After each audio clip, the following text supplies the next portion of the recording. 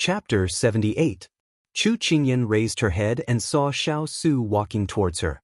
Chu Qingyan did not suspect anything and casually said, "Xining said that when she was looking for my father, she happened to see your highness by the pond. So, Qingyan wants to know if your highness met with my father?"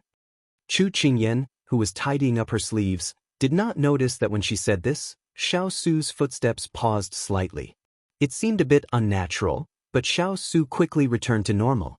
When Chu Qingyan looked at him, he was already fine. "I saw him."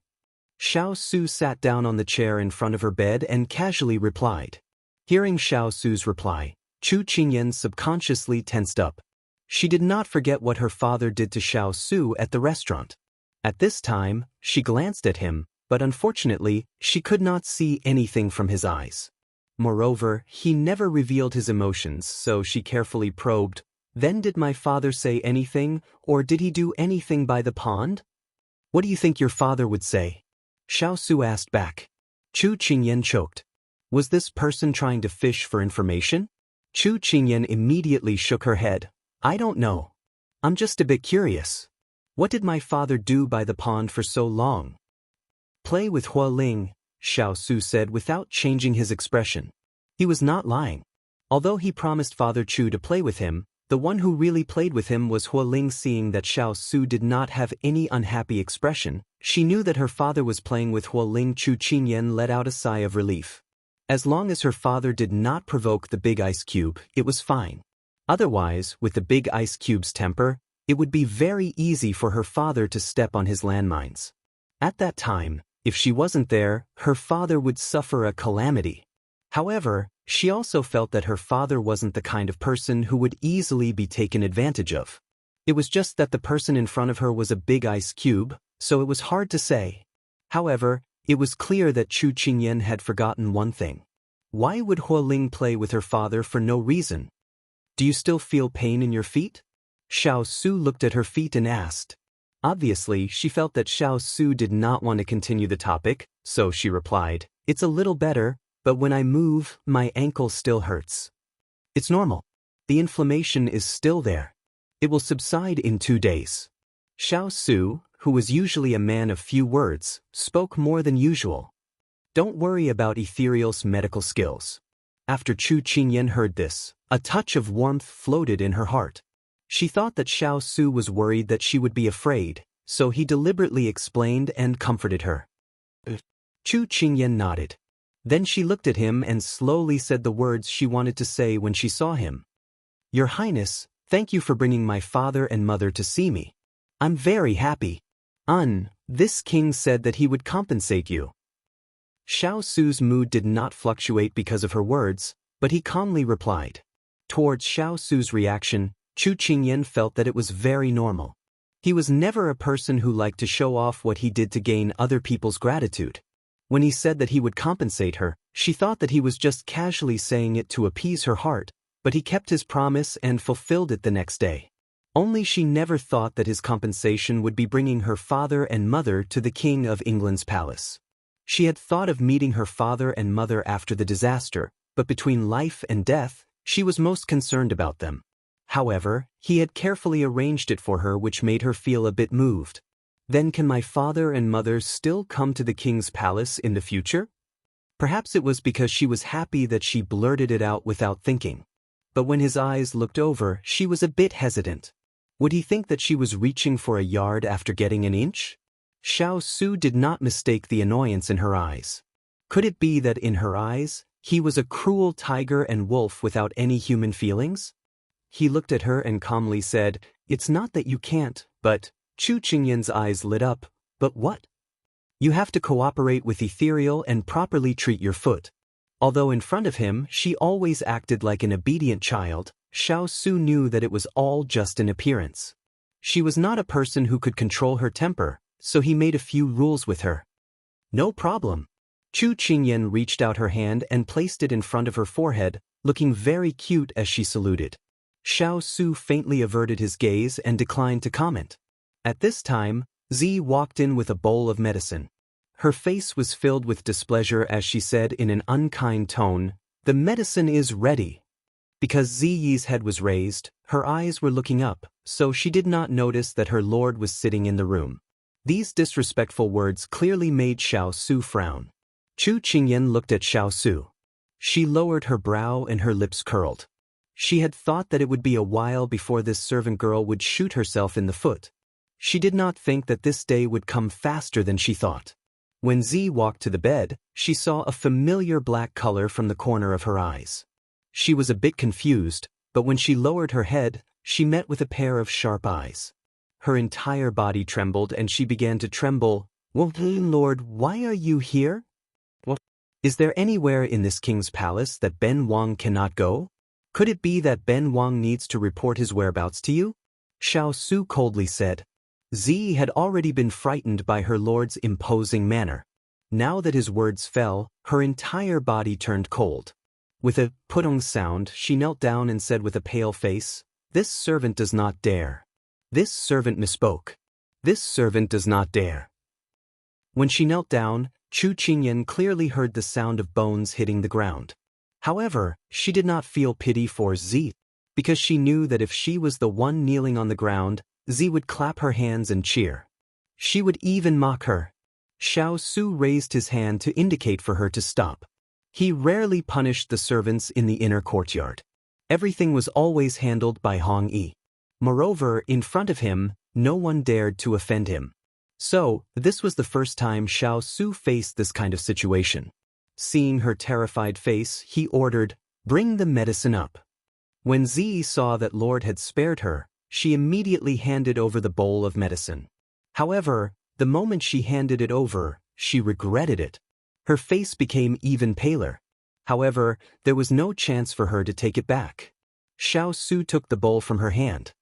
His expression instantly turned cold, and he heavily slammed the bowl of medicine on the table. The temperature in the room rapidly dropped with that muffled sound. Even Chu Qingyan felt that something was wrong. She couldn't help but look at Xiao Zhuozi in front of the bed. She saw that the medicine in the bowl had not been filtered and was floating on the surface. At this time, there was no heat at all.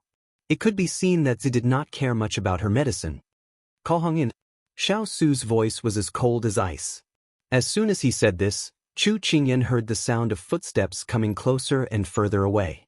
It must be to call Hong Yi. Chapter 79. Very quickly, Hong Yi arrived. When she saw Zi kneeling on the ground and then looked at the cold air coming from her lord's body, she could guess what was going on. She had thought that Zi was proud and arrogant and would disdain to serve Chu Qingyan, but at least she would abide by her duties. She never thought that Zi would go this far. "Greetings to Lord, 9th Miss Chu." Hong Yi calmly greeted the two. Xiao Su looked towards Hong Yi with a dark expression. "This king has always trusted you in your work, but you actually did not notice Zi treating Qingyan so harshly? Could it be that you've been too busy managing the inner court recently and neglected it?" Hong Yi's expression changed and her dignified and calm expression faded. She hurriedly knelt down. "Master, it was Hong Yi's negligence. Master, please punish me." Xiao Su did not relax because of Hong Yi's words. "If you feel that there are too many matters in the inner court and you are too busy, this king can send someone to help you." These words successfully caused Hong Yi's face to pale. Lord's words meant that he was going to take away her authority? But Hong Yi's expression quickly returned to normal, as if the person who had been at a loss just now wasn't her. She respectfully bowed and replied, "I will follow master's orders." Chu Qingyan was leaning against the bed and watching from the side. When she saw the dignified Hong Yi bow, she felt that this matter was almost over, so she tugged at the sleeve of the person beside her. Xiao Su was about to speak when he felt someone gently tug at his sleeve. He couldn't help looking down and seeing the large eyes glaring at him. "Your Highness, this has nothing to do with Hong Yi, so don't be angry. It's not a big matter. Perhaps Zi was just being playful. Don't be angry, all right?" Chu Qingyan said angrily. Perhaps it was because she had gotten used to being with Xiao Su recently and was no longer afraid of the strong aura he gave off. When facing Chu Qingyan, Xiao Su would automatically put away his cold and distant aura. At this time, Chu Qingyan ignored Hong Yi and Ziyi's stunned gazes and acted intimately with him. Xiao Su did not agree with Chu Qingyan's words. In his eyes, Chu Qingyan was still a child and could not see the inner workings. If it was not for Hong Yi's carelessness and indulgence, Zi would not dare to be so impudent. Because the place she lived in was the core courtyard of the Wangfu. How could the actions of the servants escape her eyes? Also, looking at Ziyi's actions just now, it was likely that this was not the first or second time. However, after thinking carefully, he still obeyed her words. He turned and ordered the two people kneeling on the ground, "Hong Yi, take Zi away and teach her well. If she cannot change her personality, don't let her out in the future." Hearing this, Ziyi's body shrank. She wanted to raise a hand to beg the King of England for mercy, but was stopped by a look from Hong Yi. "This servant understands." Hong Yi bowed in response. Xiao Su swept his eyes over them and then suddenly said in a deep voice, "Although Qingyan is young, she is already the King of England's consort, the master of the inner courtyard. In the future, if this king finds out that this servant dares to bully the master, this king will punish her severely." These words, you pass them on without changing them. Hong Yi trembled and looked in Chu Qingyan's direction in disbelief. However, she quickly lowered her head and softly replied, "Hong Yi will control the servants well. Lord, please do not worry. You can leave," Xiao Su lightly said. Hong Yi bowed and then took the unwilling Zi away. Hong Yi had always been a popular person in the inner courtyard. Because the King of England's parents lived in the imperial palace and there were no women in the Wangfu, she was already the master of the inner courtyard. Xiao Su would always leave some face for her, but no one would have thought that the Lord would punish her because of Chu Qingyan who had just entered the palace. Not only was Hong Yi caught off guard, even all the servants in the Fu felt it was inconceivable. Also, ever since Chu Qingyan had entered the King of England's Fu, their lord had never publicly introduced Chu Qingyan's identity and did not clearly state her position in the Wangfu. It was because of this that the servants took advantage of the loophole and thought that their lord did not care about this marriage and often made things difficult for her. Now that the lord had given this order, everyone's little hearts instantly trembled and they started to review their daily actions to see if they had offended this young Wang Fei. There were also some servants who were standing on the side who analyzed from this order that in the future, the person with the highest position in the Wangfu would still be the lord and Chu Qingyan had jumped to second place. The young Wang Fei might be young, but the lord's confidants were all shrewd people so they could only be respectful when they saw the young Wang Fei in the future. Chu Qingyan did not know that starting from this day, she had become the most popular person in the King of England's Fu. Even the status of Xining by her side had risen with the tide and the people trying to curry favor with her came wave after wave. After Hong Yi and Zi left, Chu Qingyan looked unblinkingly at the person next to her. Xiao Su was a strict person and could not tolerate servants not following the rules. That Zi would be punished was not out of Chu Qingyan's expectations. But she had not thought that maybe Hong Yi had purposely gone easy on her, but it was not worth Xiao Su offending this important person who had taken care of the Wangfu for so many years for her. She couldn't help but be shocked. Xiao Su tilted his head and met her puzzled expression. He understood what she was thinking. He reached out to stroke her black hair. His voice was not as cold as he had been to Zi and Hong Yi. He said faintly, "This is called establishing authority." Establishing authority? Chu Qingyan did not immediately react and blurted out. Xiao Su said, "You are young, your foundation is shallow, your family is poor, your personality is soft, and you are stupid." A cross appeared on Chu Qingyan's forehead. Was she as terrible as he said? Even though some of it was true because of her age and family background, was there a need to say it so bluntly? Xiao Su naturally did not know Chu Qingyan's silent criticism. He continued, "So the servants are respectful to you in front of others and half-hearted behind others. If you want people to believe you, you have to have the ability to make people believe you. It is a pity that you do not have any of these." It seemed to be so. Chu Qingyan couldn't help but look down at her fingers. "I can't do anything about the objective factors." If she hadn't taken over this small body, and if her parents were still restrained by the Chu family, with her temperament in the modern world, she definitely wouldn't have let herself suffer. But now, she was enduring humiliation not for herself, but to protect the people she cared about. So she wasn't weak, but the situation required her to endure. Forbearance was an art, and it was also a protective shield. This was an essential disguise for her.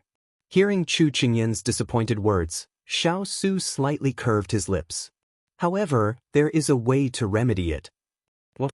Chu Qingyan's interest was piqued, and she couldn't help but open her eyes wide in curiosity. A strong reliance. A strong reliance? Xiao Su lowered his head to meet her gaze. His eyes were as bright as a sea of stars, and his voice was low and pleasant. That's right, this prince is your reliance. As long as this prince acknowledges it, you will be the king of England's consort. You are the princess consort, so you are the master. Who dares to bully you? Chapter 80. That day, Chu Qingyan didn't know when Xiao Su had left. She only knew that his eyes had been deeply engraved in her mind. He said that he was her pillar of support in the princely manner. As long as he acknowledged her, she would be the head of the household, and no one would dare to bully her. So, did that mean that she had been acknowledged? She didn't know why, but her heart surged with indescribable joy and relief. Clap, clap. Suddenly, a pair of large hands appeared in front of her, clapping vigorously in front of her, giving her a fright. Father, can you stop appearing and disappearing so mysteriously? Chu Qingyan woke up from her memories and looked at the person in front of her. She couldn't help but chide him in amusement. Father Chu pouted and muttered to Mother Chu behind him, Dan Yang, I don't know why Kai Kai is always in a daze. She doesn't even play with me. Mother Chu was holding a needle and thread in her hand, her head lowered as she embroidered. Hearing this, she smiled gently. Kai Kai has grown up and has her own matters to worry about. Just don't disturb her. Father Chu was very unhappy when he heard this. He turned to stare at his daughter. Kai Kai, how can you keep things in your little heart? Hurry and teach father. Chu Qingyan couldn't help but break out in a cold sweat when she heard this. Ever since the last time she mentioned to Xiao Su that her parents should come to the princely manor to play, he had people bring her parents to the manor every day to keep her company.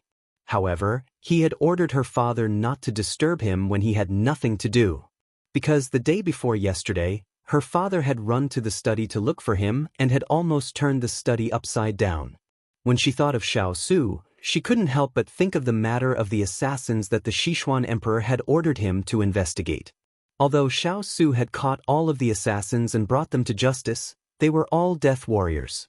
Once they were caught, they all committed suicide by ingesting poison, so all the clues were cut off. However, the Sichuan emperor was not satisfied with this result. He scolded Xiao Su before letting him go. As a result, Chu Qingyan did not have a good impression of this Sichuan emperor whom she had never met before. Thinking of the assassination, Chu Qingyan couldn't help but think of Xiao Ran. Ever since Xiao Ran failed to deliver the pastries last time, he had been reporting to the King of England's residence every day recently, and every time he came to look for her. She was annoyed at first, but in the end she couldn't be bothered to brush him off. However, as they got to know each other, they came to know that this prince was a famous little genius in the Sichuan kingdom. At the age of 2, he was already familiar with the 4 books and 5 classics. At the age of 3, he could recite poems and eulogies. At the age of 5, he could compose a 7-step poem. How can this prince take back something that he's given out? Also, this prince has several baskets in his palace. Xiao Ran said nonchalantly. Seeing his insistence, Chu Qingyan accepted them. Then, she instructed Xining to peel the fruits and bring them over. Xiao Ran originally wanted to show off how to eat them, but he didn't expect that Chu Qingyan knew even more than he did. Not only did she explain in detail, but she also knew to use a bamboo skewer. He immediately felt defeated. After she finished instructing him, Xiao Ran asked in confusion, You've eaten them before? Chu Qingyan clearly sensed his disappointment and couldn't help but shake her head. No, I've only seen them in some books. But aren't you illiterate? Hearing her answer, Xiao Ran was clearly happy. However, he was puzzled by another matter. Chu Qingyan coughed lightly. If she had known earlier, she wouldn't have lied in order to save his face. She immediately changed the topic. There's nothing strange about this. There are drawings in some books. I just saw that the drawings were similar to this fruit. I just made a random guess. Oh right, you didn't leave the palace today to sneak out again, right? Although Chu Qingyan changed the topic abruptly, Xiao Ran still didn't notice. He said in a self-satisfied manner, "That's not true. This prince submitted a thesis that the grand tutor was satisfied with today, so mother gave me a day off." Chu Qingyan face-bombed. So this person came to the prince's estate for a vacation? Not long after, Xining finished peeling the fruit and brought it to the table. There were even bamboo skewers on top. Xiao Ran immediately took a piece and called out to Chu Qingyan. "Hurry and try it. See if it tastes good." Chu Qingyan couldn't refuse his good intentions, so she took it. Meanwhile, Father Chu, who was playing on the side, kept his gaze on the two of them. He snorted coldly. He was going to tell his son-in-law. Chu Qingyan took a bite and felt that the taste wasn't bad. It would be even better if it could be iced. She raised her head and saw that Xiao Ran was waiting for her evaluation. She couldn't help but smile. "Your Fourth Highness, this taste is very unique. You should also try it." Xiao Ran immediately beamed with joy when he heard this. What's not good about this prince's gift? Chu Qingyan saw that this youth finally had a smile that should be on his face at this age and couldn't help but smile as well. However, Xiao Ran turned around and cried out in surprise. "Where's the mango?" He came here from the palace in order to let Chu Qingyan eat it as soon as possible. He hadn't even had a bite yet. Now, he didn't even know what the mango tasted like. Chu Qingyan followed his gaze and saw that the table was empty. The plate of mango had already disappeared. Xining coughed lightly.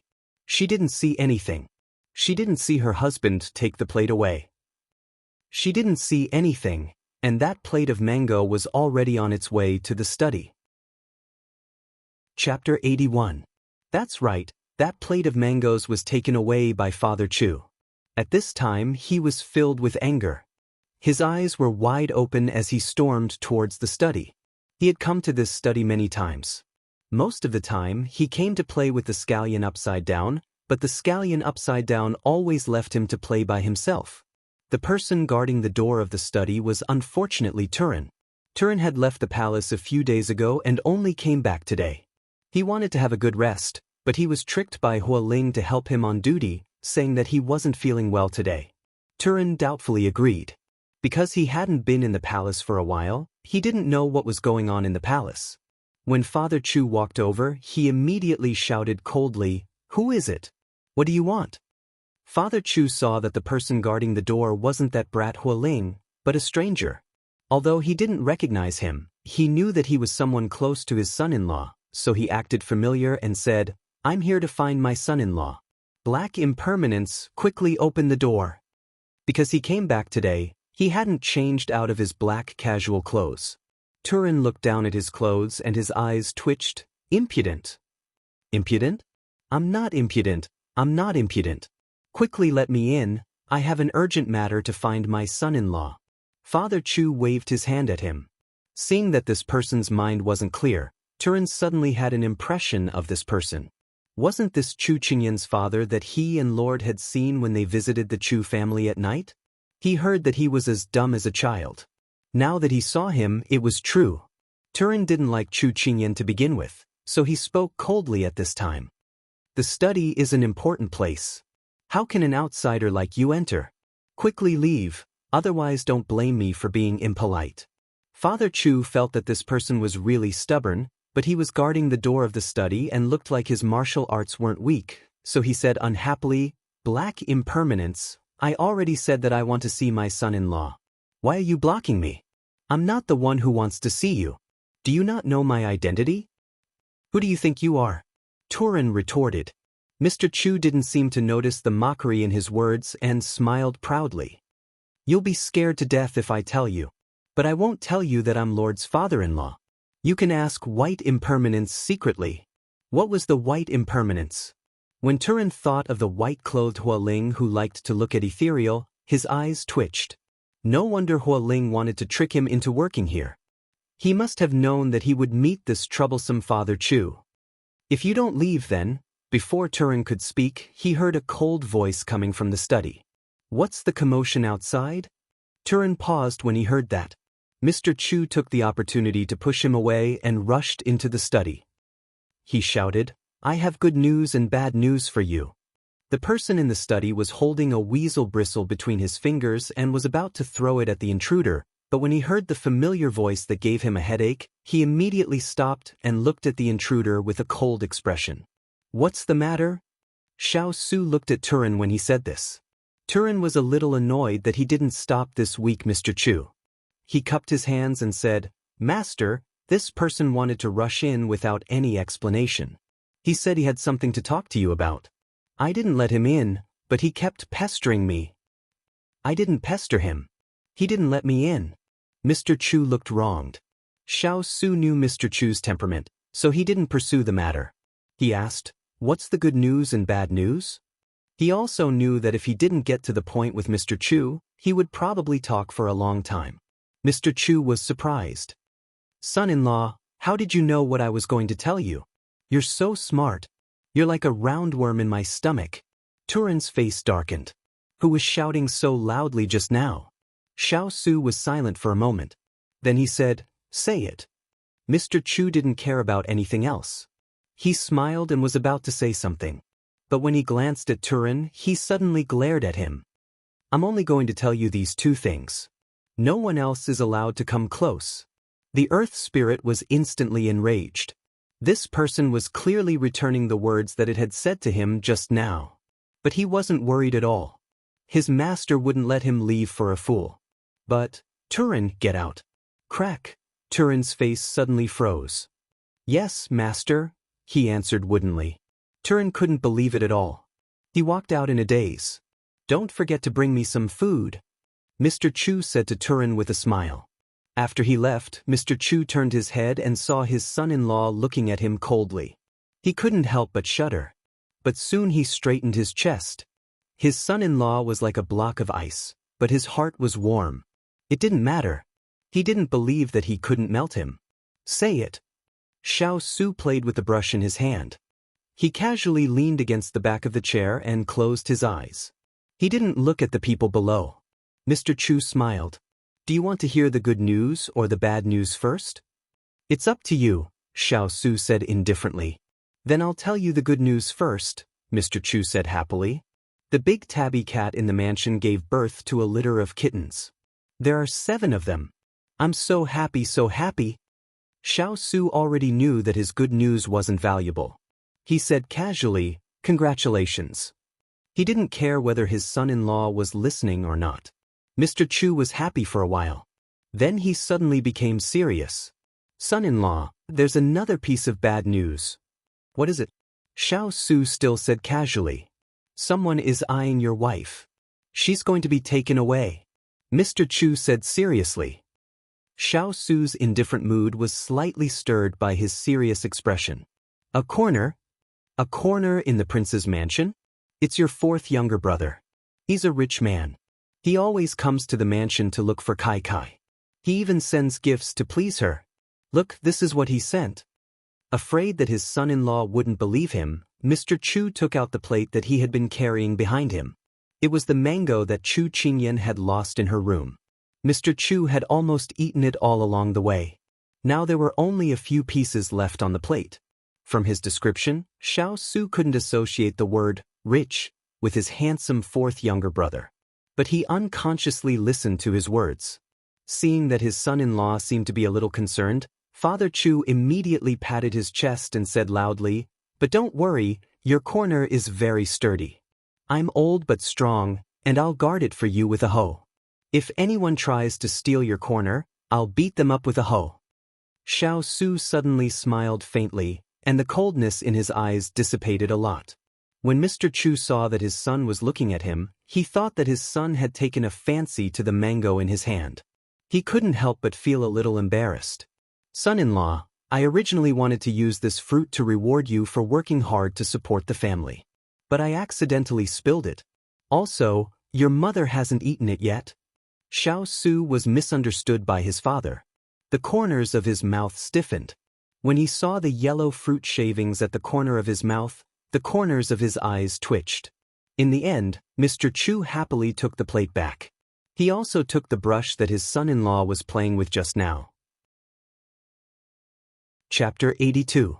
After the Chu couple left, Xiao Su finished dealing with the matters in the study and walked towards Yushuan courtyard. Before he arrived, he heard laughter coming from inside. He frowned and stepped into the room. Xiao Ran, who was amused by Chu Qingyan's lame joke, saw his eldest brother coming in from the corner of his eye. He casually greeted him. "Eldest brother, I didn't expect Qingyan to be so knowledgeable at such a young age."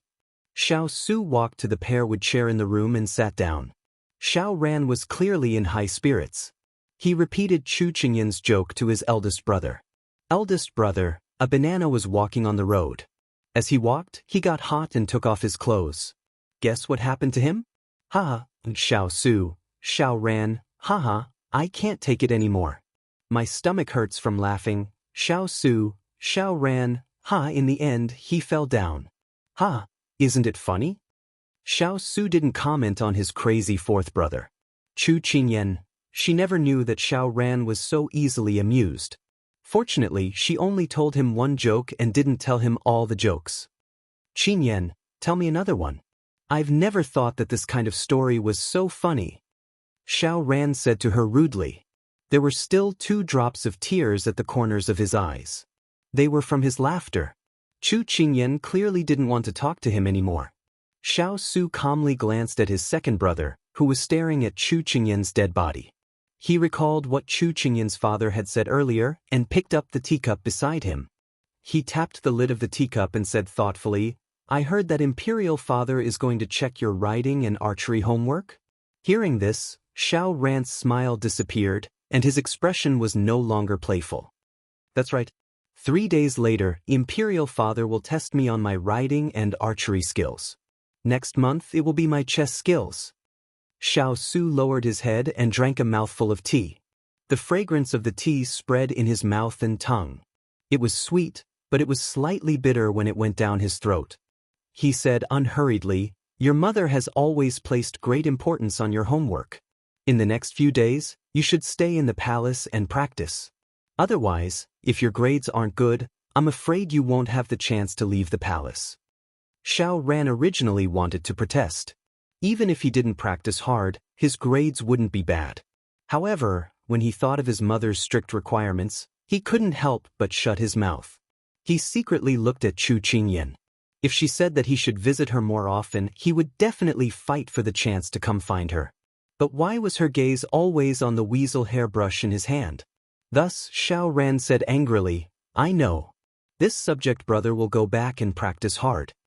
After saying this, he left without looking back. When Chu Qingyan looked up, he was already gone. She couldn't help but feel puzzled. Why did he leave just like that? He didn't even say goodbye? However, there was still a big Buddha in the room. Chu Qingyan thought about how her father had just come back from outside with a plate and a weasel hairbrush in his hand. If she remembered correctly, this was the weasel hairbrush that Xiao Su used the most. She didn't know if her father had gotten into trouble again. She braced herself and handed over the weasel hairbrush in her hand. "I got this from my father. I'm sorry for causing trouble for you again. You can play with it." Xiao Su took another sip of tea before replying. Chu Qingyan scratched her head. "I can't accept a reward without any effort. How about I also tell you a joke?" Xiao Su didn't comment. Seeing that he didn't reply, Chu Qingyan took it as a silent agreement. The first day, the little white rabbit went fishing by the river. He didn't catch anything and went home.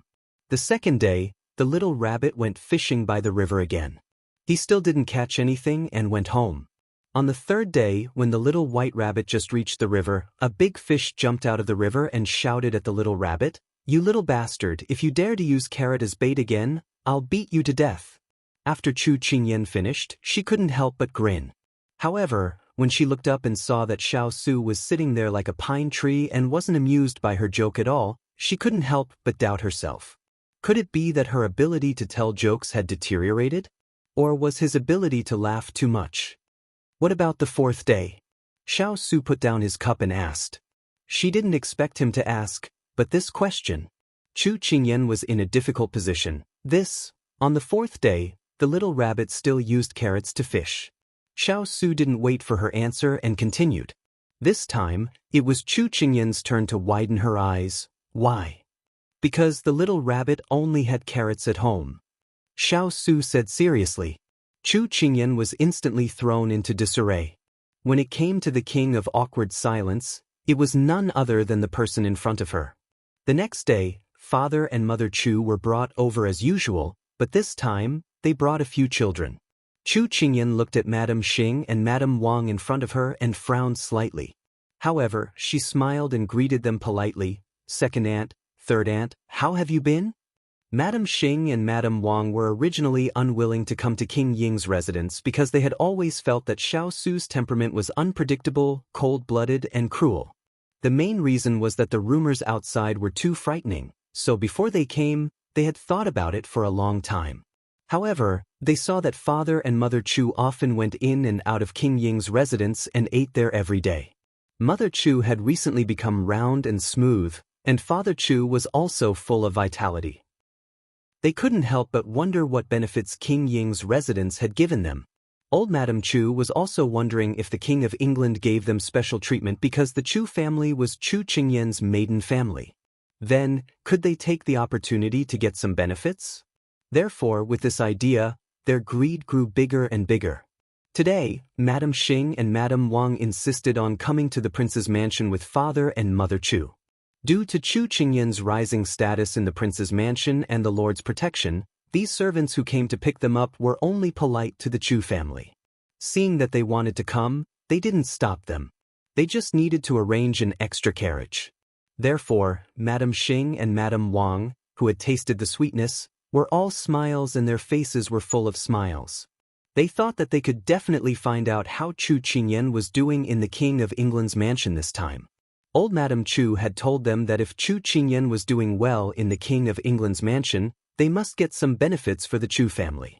After all, Chu Qingyan was a member of the Chu family when she was alive and dead. However, if Chu Qingyan was not favored by the King of England in the King of England's mansion and was down and out, they should try their best not to have any relationship with Chu Qingyan. Otherwise, if Chu Qingyan accidentally angered Xiao Su, the Chu family would be in trouble. Thus, when Madame Xing and Madame Wang walked into the room where Chu Qingyan was recuperating, they could not take their eyes off her. Their gazes darted all over the room, causing Chu Qingyan to feel uncomfortable all over. Her expression immediately turned cold. She knew what they were up to. It was their specialty to take advantage of the situation. Chapter 83. This girl has such a sweet mouth.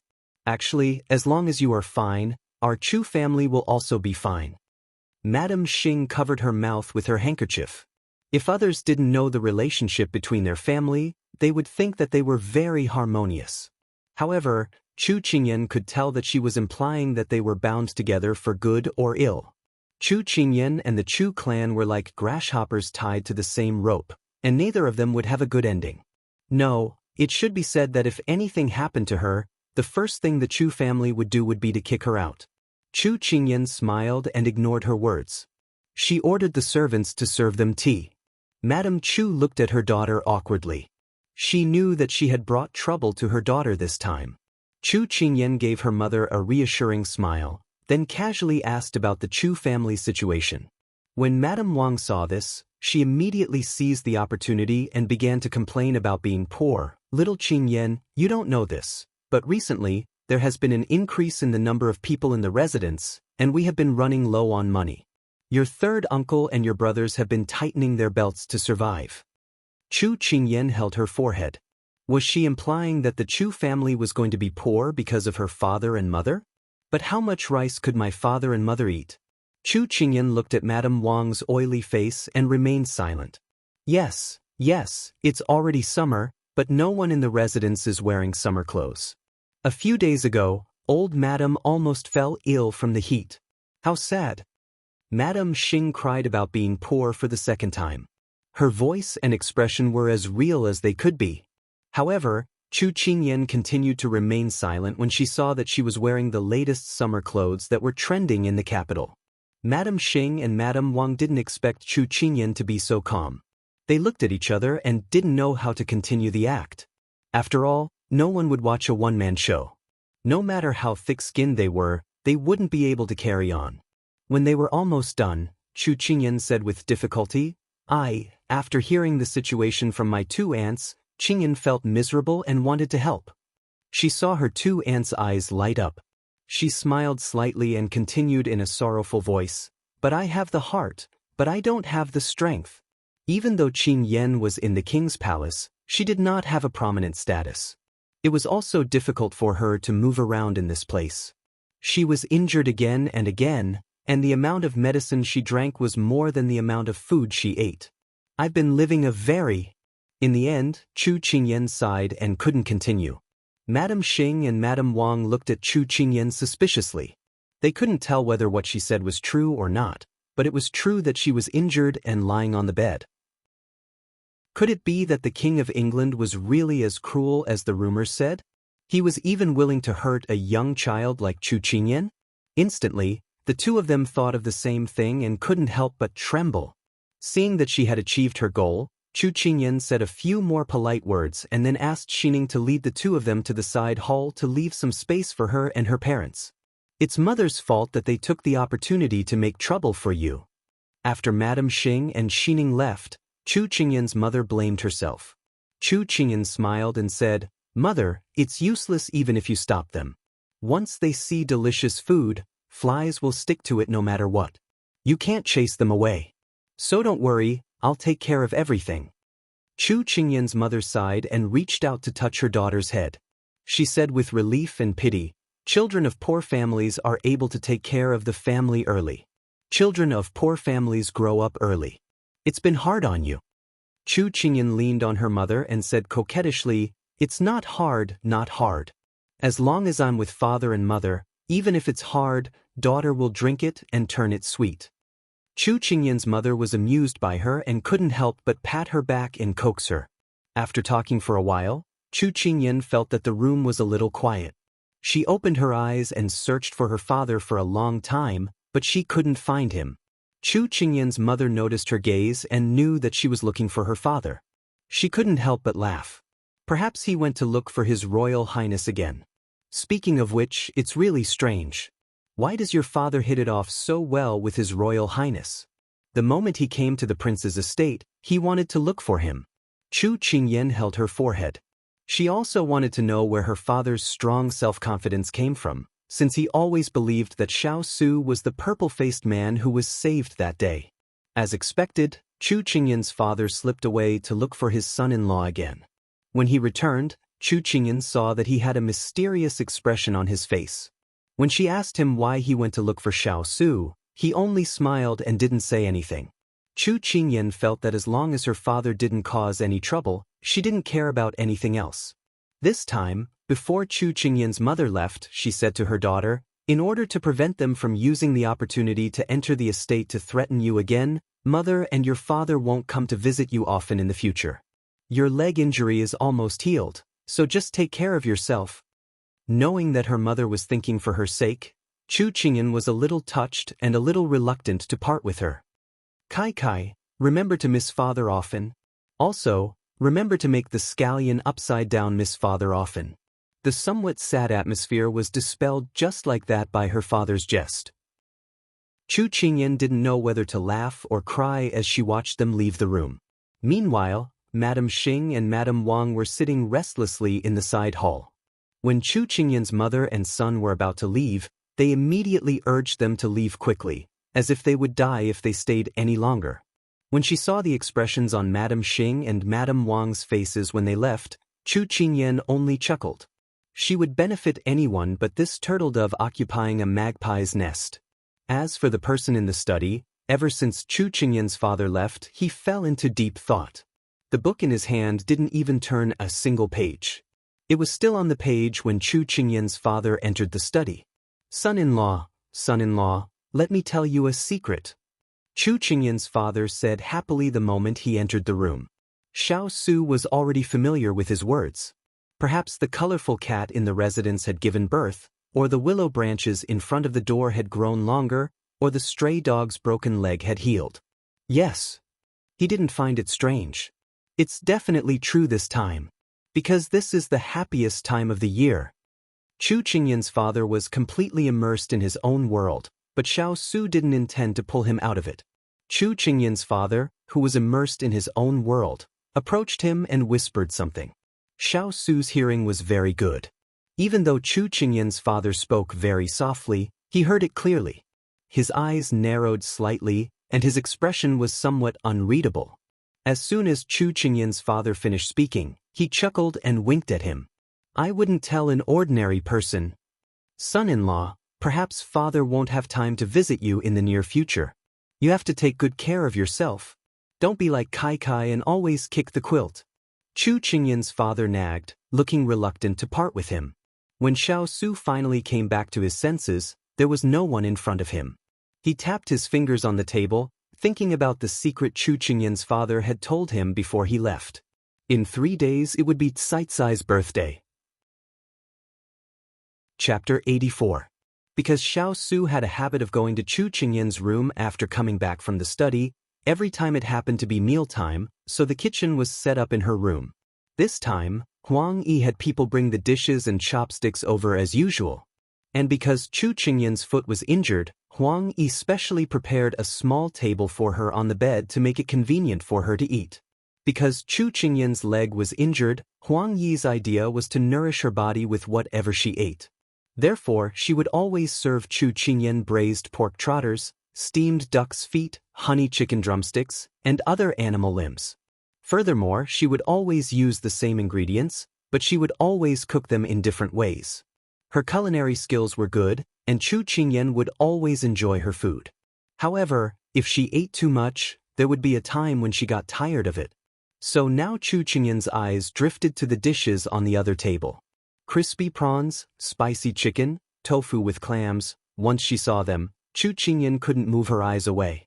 And a certain someone was eating leisurely, not at all noticing her envious gaze. In fact, how could Xiao Su not notice such a bright gaze? But he didn't want to pay attention to it. The more she looked at the dishes, the more Chu Qingyan felt that her food was tasteless. Finally, she couldn't help but open her mouth. Your Highness, my pork trotters are very delicious. Do you want to try? She threw a brick to attract Jade. No need. Xiao Su said without turning his head. Oh. Her first move was to exchange something. If he said he wanted to try, she could take the opportunity to say that politeness demands reciprocity and use his crispy prawns to exchange. Unfortunately, it failed. Your Highness, that spicy chicken of yours looks, smells, and looks very delicious. She beat around the bush. It's okay. Xiao Su picked up a piece of spicy chicken, paused, and then indifferently replied. Oh. Chu Qingyan gritted her teeth. At this time, shouldn't he be a gentleman and let her have a taste? The second move failed. Just as Chu Qingyan was racking her brains to think of the third move, Xiao Su's cold words floated over. If you want it, just say it.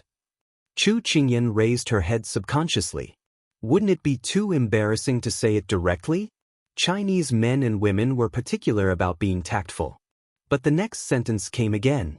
But this prince will not agree. Xiao Su looked at her coldly before lowering his head to continue eating.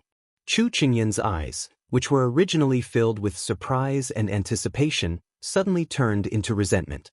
This lord, are you telling a cold joke? What's the point of teasing people like this? Damn it. Cheapskate, drink cold water. Chu Qingyan angrily took a bite of the drumstick and muttered in her heart, You won't even give me a shrimp. Hearing the sound of bones being chewed, Xiao Su's mood was inexplicably good. He even ate half a bowl more than usual. When Huang Yi, who was waiting on the side, saw the way the two interacted, she couldn't help but secretly chuckle. After eating, Xiao Su originally wanted to stay in the room for a while longer.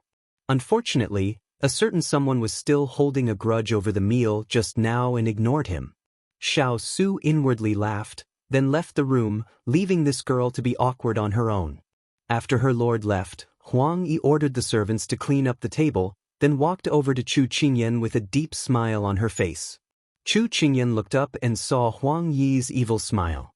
She thought about how Huang Yi had clearly seen her embarrassing scene just now, so she couldn't help but purse her lips and say in an aggrieved manner, "Not only did you not make good food for me, you even laughed at me. I'm ignoring you in the future." Huang Yi burst into laughter, but when she received a certain someone's gaze, she forced herself to stop laughing.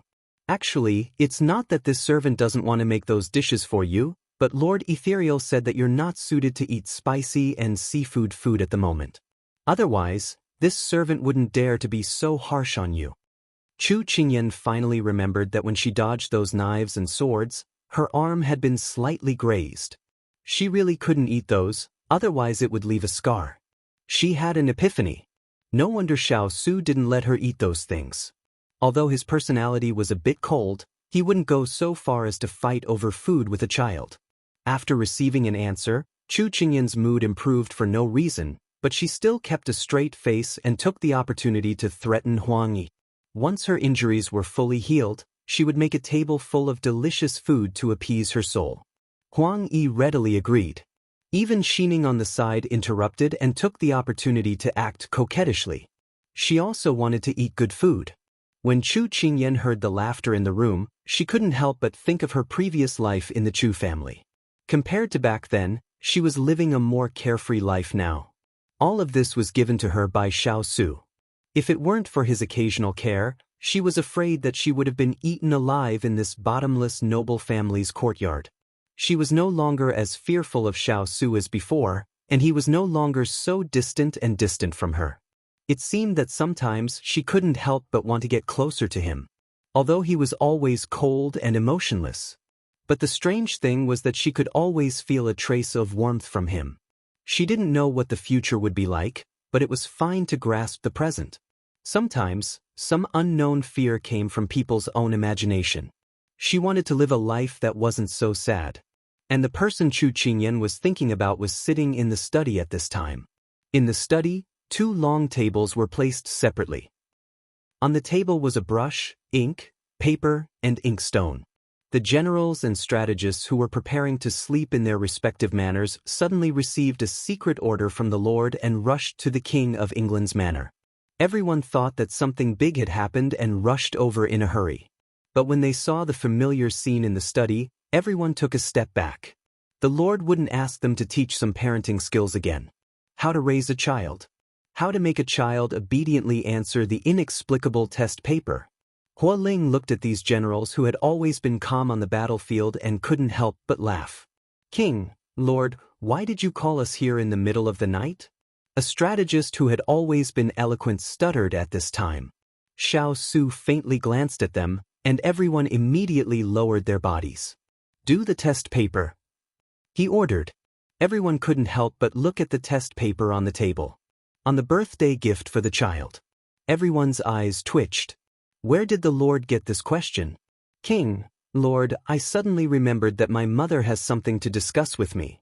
I'm afraid I can't. Lord, I also have something to do at home. My underage child is waiting for me to go back and coax him to sleep." Everyone started talking at once, and the study was very lively. But after they finished speaking, the person on the seat held his chin with one hand and played with the book pressure stone in his other hand. He looked relaxed, but the faint cold deterrence made everyone present shiver. Everyone was silent. "If you can't finish it, then sleep in the study." His tone was faint. "I can finish it, I can finish it." The people who were shouting that they had something to do at home rushed to the long table and quickly wrote. Hua Ling shook his head. Shirking in front of the master was simply courting death. Xiao Su played with the stone and thought in his heart. He didn't know what good advice these think tanks could give. He never knew that giving a birthday gift was such a headache. Chapter 85. When the curtain of darkness fell, everyone began to prepare to rest. Chu Qingyan opened her eyes and waited. Ever since she was injured, Xiao Su would often come to see her before she went to sleep. After she fell asleep, he would return to his room. Perhaps he was worried that she would have nightmares again.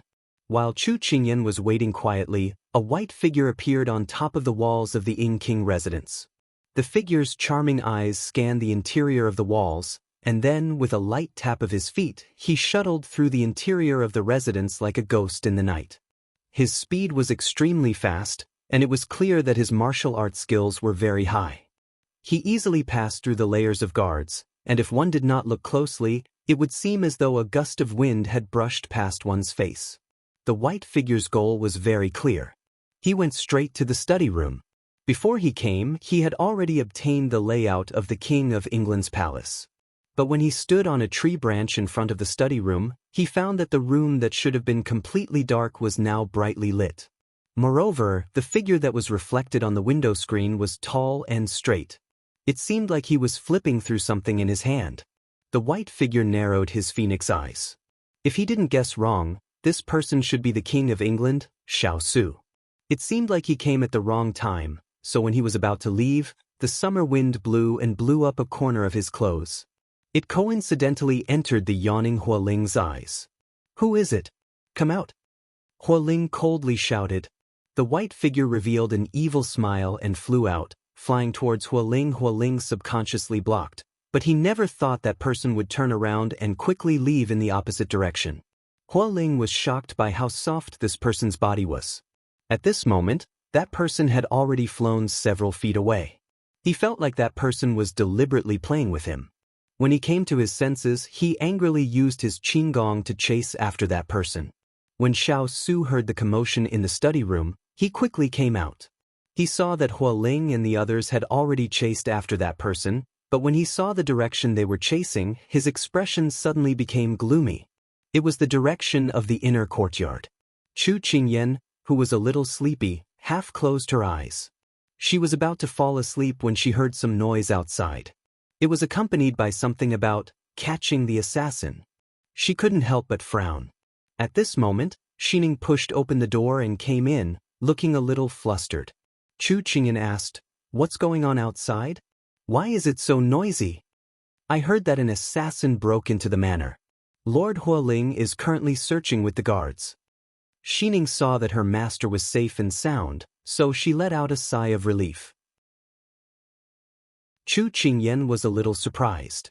The King of England's mansion was so heavily guarded, yet someone was able to break in. Then, how strong was the assassin's martial arts? At this time, Hualing's voice sounded from outside the door. "Ninth young Miss Chu, this subordinate has been ordered to capture the assassin. Is it convenient for you to enter and search?"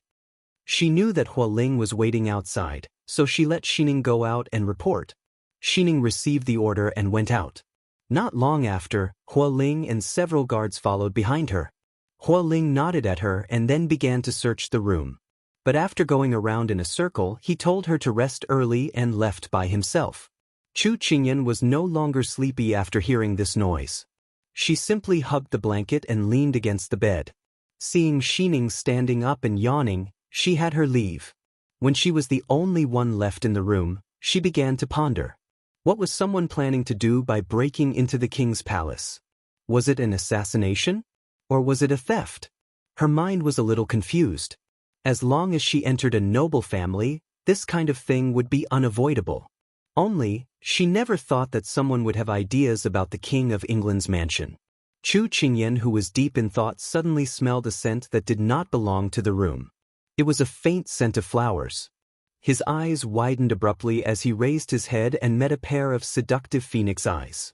When she was about to shout out, that person flicked his finger and a bead flew over. It hit her shoulder and she could not speak at all. When she was stunned on the spot, the person that was stuck to the bed like a gecko fell down. Her white robes fluttered in the wind, drawing a beautiful arc in the air before landing gracefully. A pair of incomparably enchanting eyes were especially bright in the dark night, as if they were flickering with a demonic light. Her fair skin was covered by a white veil, and her peerless face was covered by a veil that could not be seen. Chu Qingyan was a little stunned. In her memory, she had never seen a person with such a beautiful figure before. She guessed that this person should be a rare beauty. While she was in a daze, the other side had already gently landed on the bed and looked at her. It had to be said, that pair of phoenix eyes were slightly raised, unintentionally releasing a charming aura. Chu Qingyan saw that the other side did not make a move to hurt her and only sealed her mute acupuncture point. She could not help but settle down to prevent the other side from getting angry and hurting her. The white-clothed person saw that she was tactful. He first swept his eyes over the room and then his eyes fell on the person in front of him. The young girl who was hugging the quilt and looking at him. Although she still looked a little immature, her beautiful face was revealed. Although there was some fear in her large eyes, she was able to calm herself down. He lightly glanced at her quietly moving body and revealed an evil smile. "If you move an inch, I don't mind cutting you an inch." A dagger suddenly appeared in his hand. The candlelight hit the blade and reflected a cold light. He deliberately lowered his voice, making it hard for people to hear. Chu Qingyan suddenly bit her lips. She thought that this person did not pay attention to her, so she wanted to take the opportunity to escape, but she did not think that the other side's eyes would be so sharp. At this time, a group of guards hurriedly passed by the window. The torches were burning and the light shined in. It was reflected in the white-clothed person's eyes and it had a different kind of temptation. Chu Qingyan secretly said in her heart, "Evildoer." Looking at his figure, he was not old, at most 16 or 17 years old. But to be able to enter the King of England's residence, it could be seen that he was skilled and daring. Chu Qingyan did not dare to provoke him. After all, her life was in his hands. Chu Qingyan thought for a moment and could not help but blink at the white-clothed person. The white-clothed person who was thinking about the outside world saw her eyes. The rotating blade on his 2 fingers paused and turned to point at her. He chuckled in a low voice. "What do you want to say?" This low chuckle, although it was a little strange because he deliberately changed his appearance, it was not difficult to hear the banter in his voice. Chu Qingyan was a little angry, but under the eaves, she had to lower her head. She raised her finger and wrote on the quilt. Even if the white-clothed person knew that she could not do anything in his hands, he was still attracted by her fearless idea. He looked down and was suddenly amused. "What will it take for you to let me go?" she wrote. Chu Qingyan raised her head and saw that the other party was looking at her thoughtfully, a little puzzled. Rumor has it that the 9th young miss of the Chu family is illiterate. Seeing it now, the rumor is not credible. The other party chuckled with a bewitching laugh. Chu Qingyan heard this and was startled. This person knew her? And at this time, a familiar sound of footsteps came from afar. She opened her eyes wide and looked up. Sure enough, she saw that the other party narrowed his eyes and became alert. The sharp blade was already aimed at her throat. Chapter 86. The air instantly froze. 9th Miss Chu is in the room. Lord Hualing has already sent people to search the room. Inside, they could hear the questioning from outside as well as the servant's response. Chu Qingyan recognized that the voice belonged to Xiao Su and her eyes lit up slightly. The man in white could clearly feel the stirring of her emotions. He pressed the dagger closer and lowered his head to her ear. With a faint smile, he threatened, "If he wants to come in later, no matter what method you use, stop him." The faint scent of an unknown flower immediately lingered at the tip of her nose. It was not strong but light and faint. She raised her head and looked at him blankly. However, the cold blade of the knife was pressed against her aorta on her neck. She instantly sobered up. Under his deterrence, she nodded lightly. The white-clothed man saw that she was obedient and unsealed her mute acupoint. He raised his phoenix eyes, indicating that she shouldn't play any tricks. Chu Qingyan cleared her throat and found that she could speak. She was slightly happy, but after receiving the other's threatening gaze, she restrained her emotions. "This king understands." Xiao Su dismissed the servant. He was about to turn and leave, but a string in his heart suddenly tightened.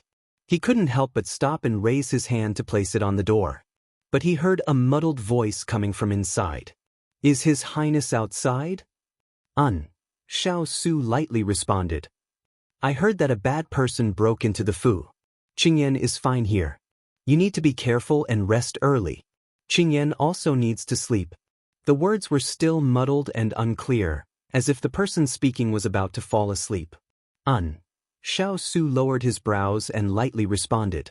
The two people inside saw the figure that came through the door slowly turn around and then leave at a leisurely pace. Chu Qingyan bit her lip.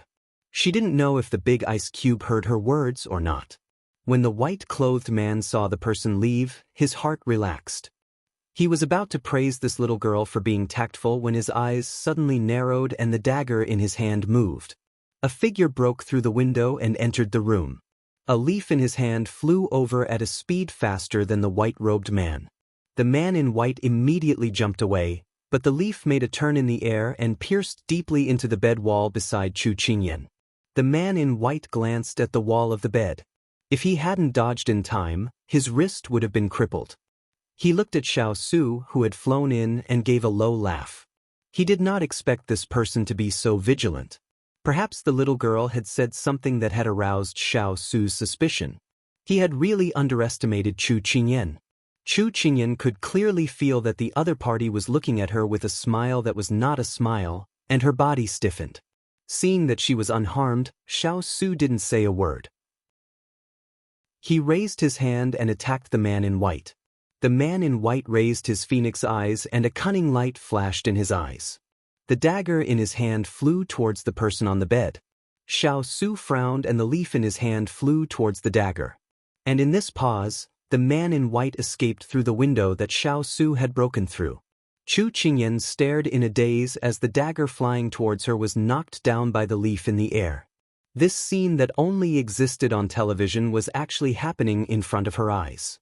Chu Qingyan felt that it was very inconceivable, but what followed was fear. She grabbed the blanket as a thought flashed through her mind. Just a bit more, she would have reported to the underworld. Suddenly, the sound of moderate footsteps slowly approached. She raised her head and saw Xiao Su walking towards her. She thought that he had already gone to chase after the assassin, but she never thought that he would still be here. She stared blankly at him as he leaned over and pulled her into his embrace. His large hands patted her back and his voice had a gentleness that she had never seen before. "Don't be afraid, this king is here." Chu Qingyan woke up. So he thought that she had been frightened by the scene just now, so he was comforting her. She admitted that she had been frightened, but the moment she saw him appear, she was no longer afraid. I'm not afraid." Chu Qingyan buzzed in his embrace as she replied. Xiao Su saw that her mood was stable, so he let go of her. He checked her up and down and seeing that she was fine, his expression returned to its usual cold expression. "Where's the man in white?" Chu Qingyan looked at the crumbling window and turned to ask him. Hua Ling has already gone to chase after him. But he expected that Hua Ling would not be able to catch up since that person's cultivation was not below his. Xiao Su fell into deep thought. Chu Qingyan nodded and then asked with a smile, "Your Highness, how did you guess that the assassin was in my room?" Xiao Su came out of his thoughts and looked at her. "You haven't seen this king recently, so you won't rest. Your words just now were different from normal, so this king knew that something was wrong." Chu Qingyan's face turned slightly red. What did he mean by she couldn't sleep without seeing him? But she was still very happy. He could see through her and help her escape from the tiger's den. "Your Highness, who is that man in white? Why did he suddenly appear in the king's palace?" Chu Qingyan tilted her head and asked in confusion. "Be a good girl and go to sleep. You shouldn't care about all of this." Xiao Su stood up and pulled the brocade quilt up to cover her exposed arms as he softly instructed her. Chu Qingyan obediently shrunk back into the blanket. Since he said this, he should have a plan. She could just eat, heal, and sleep as an obedient worm. Seeing her close her eyes and take deep breaths, Xiao Su finally slowly walked out of the room. At this time, Hua Ling and the others were already waiting outside the door. "Lord, this subordinate was incompetent and let him escape." Hua Ling's head was very low and he was a bit annoyed. "His skills are above yours, so you don't need to blame yourself. Send an order to Water Spirit to pay close attention to the movements of outsiders in the capital. Increase the manpower and strengthen the defenses of the king's palace." Xiao Su coldly said. This subordinate obeys. Hua Ling immediately left with his people. Xiao Su looked at the sky with his hands behind his back. The dark night sky was dotted with stars, but they seemed to fall into a bottomless abyss, unable to illuminate that deep pool. He could have caught that person just now, but he chose to save her first in an instant. He looked down at his hands with an unreadable expression. Once he had misgivings, it was hard to make a move. After Xiao Su left, the person who should have been sleeping opened her eyes. She reached out her hand and opened her fingers. A token in her hand was releasing a green light. Inside the jade circle, there was a moon character carved into it. She slightly closed her hand. This was something that the white-clothed person had accidentally dropped. She originally wanted to give it to Xiao Su, but she did not take it out in the end. In this world, there was no hatred for no reason, and there was no love for no reason. Towards Xiao Su, she still could not completely trust him, so why did he have such a pampering attitude towards her? Once she figured out what kind of attitude Xiao Su had towards her, she would give it to him. That pair of charming phoenix eyes appeared in her mind. Chu Qingyan's fingers unconsciously tightened. She hoped that she would not meet him again in the future because this person gave her a dangerous feeling. The white-clothed person broke away from his pursuers and landed on the eaves of a building. There were already 2 black-clothed people respectfully waiting for him. "Young palace master." The 2 of them bowed. The white-clothed person took off his white veil and revealed his peerless face. His lips hooked into an evil smile. "Xiao Su is more vigilant than I expected. In the future, without my orders, do not act on your own in the capital." "This subordinate obeys," the 2 of them replied. Chapter 87. Chu Qingyan didn't know if it was just her imagination, but she felt that Xiao Su's mood was a little off these days, as if he was troubled by something. She couldn't explain how she felt it, but if asked in detail, she could only say that it was her woman's sixth sense. It had to be said that Chu Qingyan's sixth sense was quite accurate. Xiao Su was indeed troubled by something. And this matter was related to Chu Qingyan. In the study, Xiao Su flipped through the papers that his subordinates had handed in that day, but none of them satisfied him. He immediately put down the thick stack of papers and leaned back in his chair with a headache. Actually, he didn't need to treat Chu Qingyan's birthday so seriously. He could have ordered Hong Yi to organize a birthday banquet. But he didn't want to do that. It seemed that it was because Father Chu said that the most important birthday in a girl's life was when she was 10 years old, so he didn't want to treat it half-heartedly. Since he raised her like a child, he wanted to give her the best things in the world. He never mistreated his own people. However, as the days drew closer and closer, he still had no clue. He had been able to think of a way to break through the enemy's strange marching formations, but now he had been defeated by a small birthday. He could not help but feel helpless. He got up and left the study. Just as he was about to walk to his room, he passed by Chu Qingyan's room and heard her talking to Xining. At this moment, Xining asked in confusion, "Why does that girl hate that guy?" Chu Qingyan leaned against the bed wall and smiled. "Because the girl likes bananas, but the guy gave her a cart of apples." Then the guy said that he was touched by his actions and asked the girl why she wasn't touched. The girl was speechless. Then the guy told the whole world that he spent all his money to buy her a cart of apples, but she wasn't touched at all. The girl must be a cold-hearted person. There must be something wrong with the girl's character. But the girl clearly only likes bananas. It means that you can't follow blindly, you can't just think whatever you want, you have to consider the other person's feelings. Chu Qingyan paused for a moment before continuing, "It's that simple." She felt that children in ancient times matured early. In modern times, they were still in junior high school, while they were already married and had children. Therefore, she wanted to instill some modern ideas in Xining when she had nothing to do. However, after Xining heard this, she asked in confusion, "That boy gave her an apple because he thought he had given the best to the girl." However, what the girl wanted was a banana. If the girl didn't say it out loud, who would know what she wanted?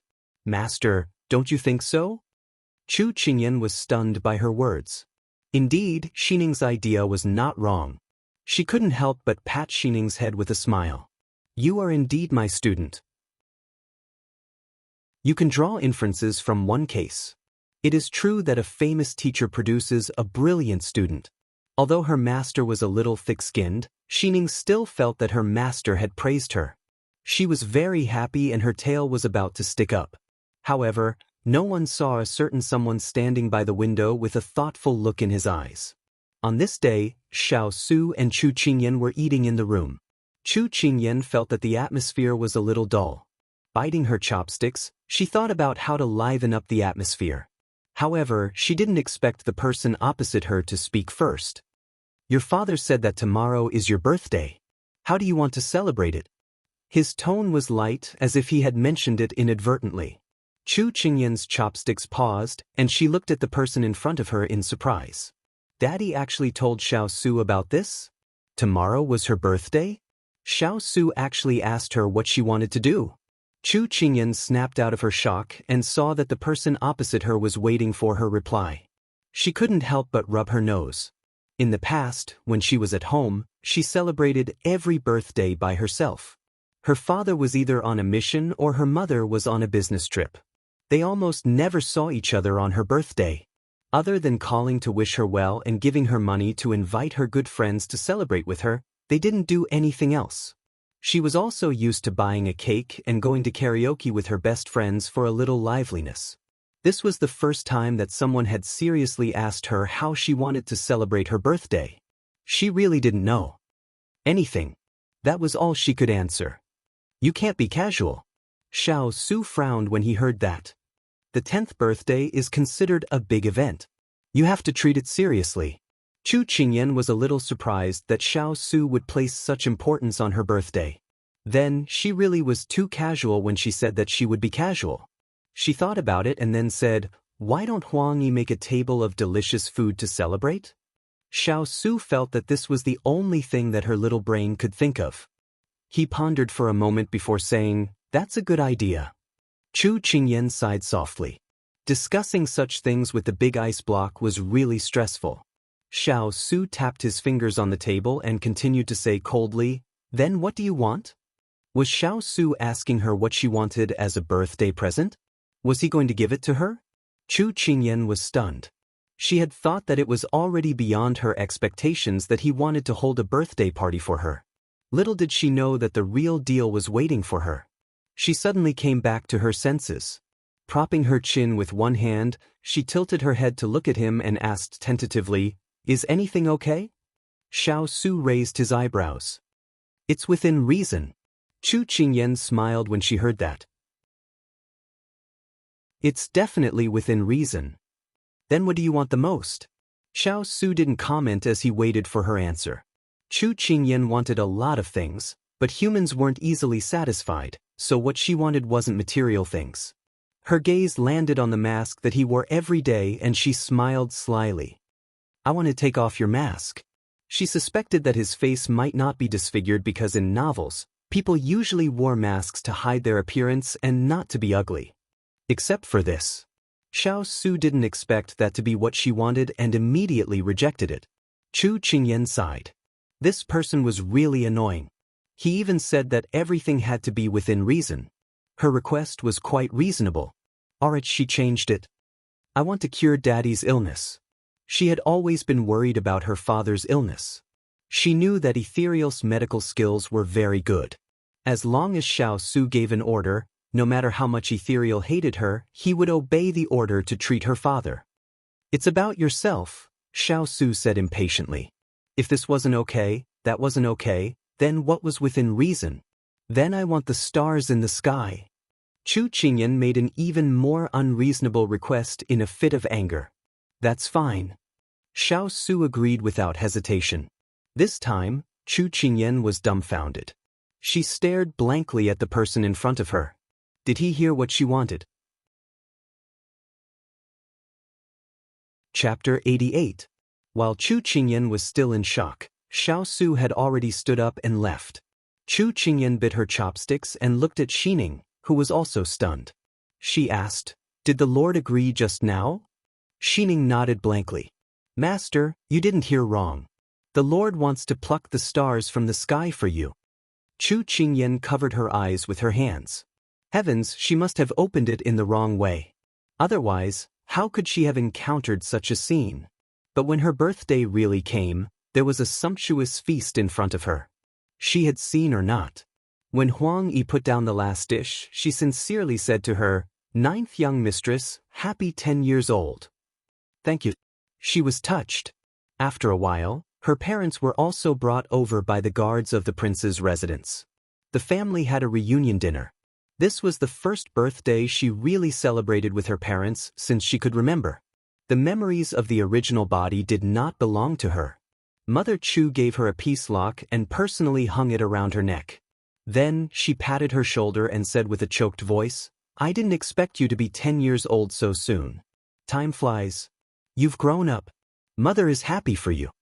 Chu Qingyan leaned over and hugged her mother. Her voice was a little hoarse. "Mother, today is also your day of suffering. If you hadn't worked so hard to give birth to me, I wouldn't have appeared in this world. Mother is the greatest person in the world. I love you." In ancient times, due to the lack of hygiene, doctors did not know how to deliver babies correctly. Therefore, to the people of ancient times, childbirth was like the gate of hell. Many people had difficulties in giving birth and died because of it. Therefore, she had incomparable admiration and love for her mother. This was also the first time she had bravely expressed her love for her mother. In the modern world, Chinese people had always been shy to express their love for their parents.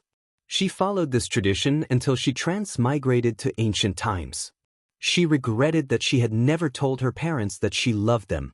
Until now, she took this opportunity to tell her parents the words she had hidden for a long time. Good. What a good child.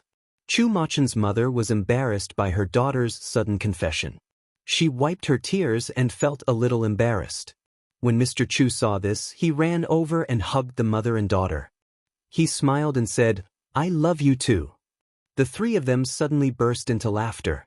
Before he left, Chu Machen's father took out a stone from his pocket and stuffed it into his daughter's hand.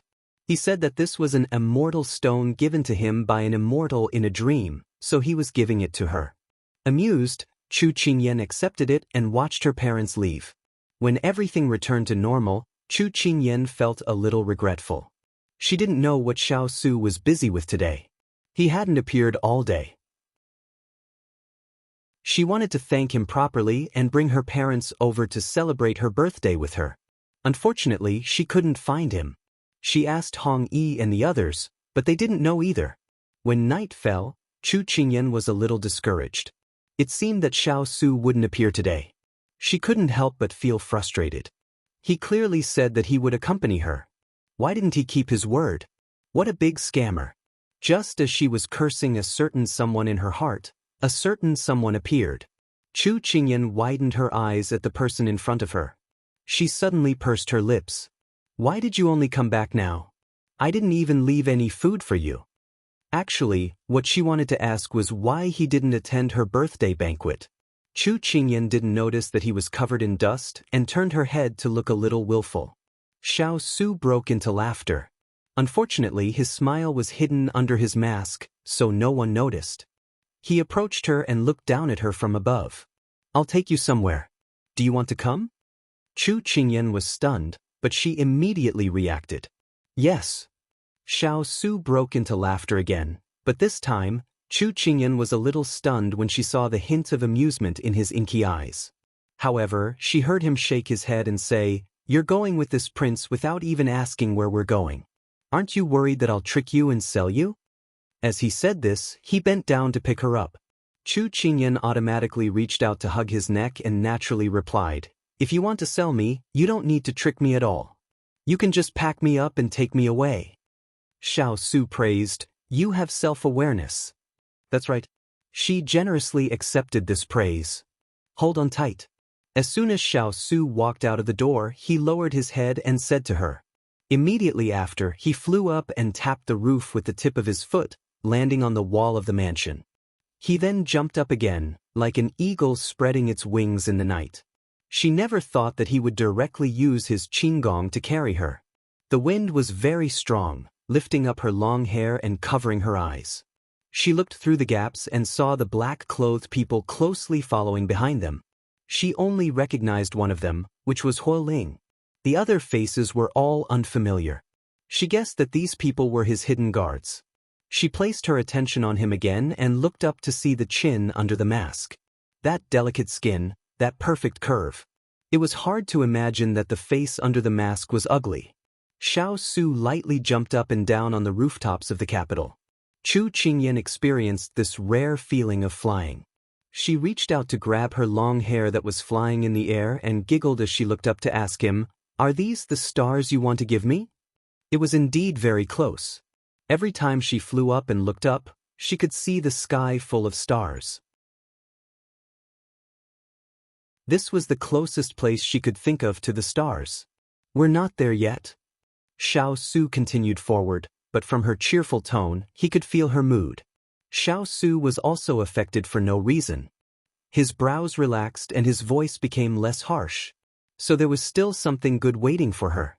Chu Qingyan's heart jumped with joy as she waited in his embrace for the pleasant surprise to arrive. After a few jumps, they arrived at the foot of a mountain. Chu Qingyan thought this was the place, but Xiao Su did not stop moving forward.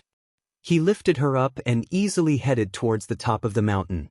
Just now, the height of the roof was not too difficult for her, but now that she lowered her head, the entire town and village was beneath her feet.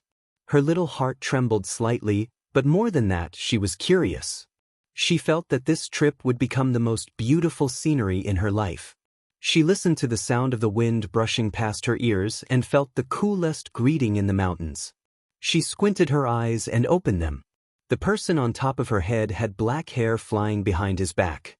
With the night sky as the background, the silver mask shone under the moonlight. But this time, the mask he wore only covered the bridge of his nose. She could see his thin lips, which were pursed with a trace of coldness.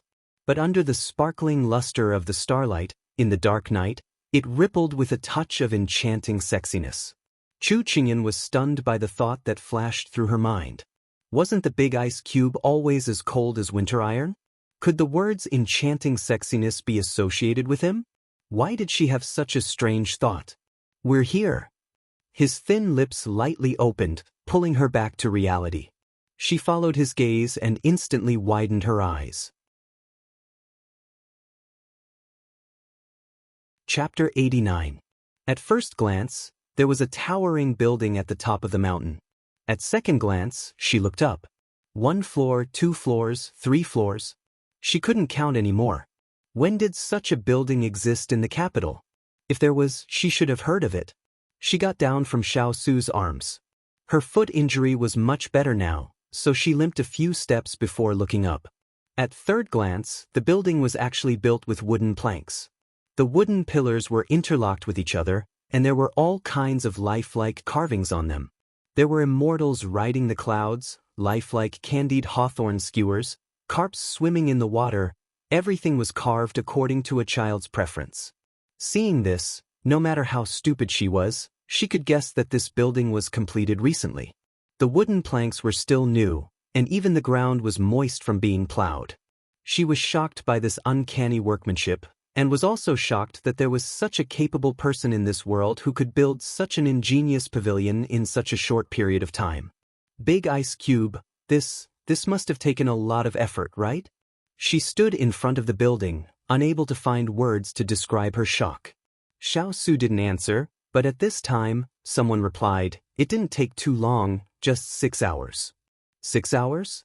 This simply broke Chu Qingyan's understanding. Wait, this voice? She looked in the direction of the voice and saw an 18 or 19-year-old man wearing a black silk headscarf. He smiled and cupped his hands in greeting. "Subordinate Mu Ling greets 9th Miss Chu." "You are?" Chu Qingyan looked at Xiao Su, then looked at the man who called himself Mu Ling. Only then did she notice that there were more than 10 men in gray waiting quietly near the building. This subordinate is the commander in charge of craftsmen, carpenters, and blacksmiths in the Xiao cavalry. These people are this subordinate's skilled craftsmen. This time, the stargazing tower was built by them. Mu Ling saw her confusion and couldn't help but explain. Chu Qingyan's eyes lit up. Wow, she admired craftsmen the most. In the modern world, a high degree couldn't determine whether a person could live a tall, rich, and handsome life, but with a craft in hand, there was no problem in running rampant in society. In addition, the building's construction skills were superb. Chu Qingyan was simply in awe. Fast, accurate, beautiful. That's amazing. You guys are too amazing, I'll give you 32 likes. Chu Qingyan blurted out. Xiao Su originally thought that Chu Qingyan would be grateful to him, but he didn't expect her to drool over his subordinates. His face darkened, he reached out his hand, grabbed her collar, and walked to the building. This grab caught Chu Qingyan off guard.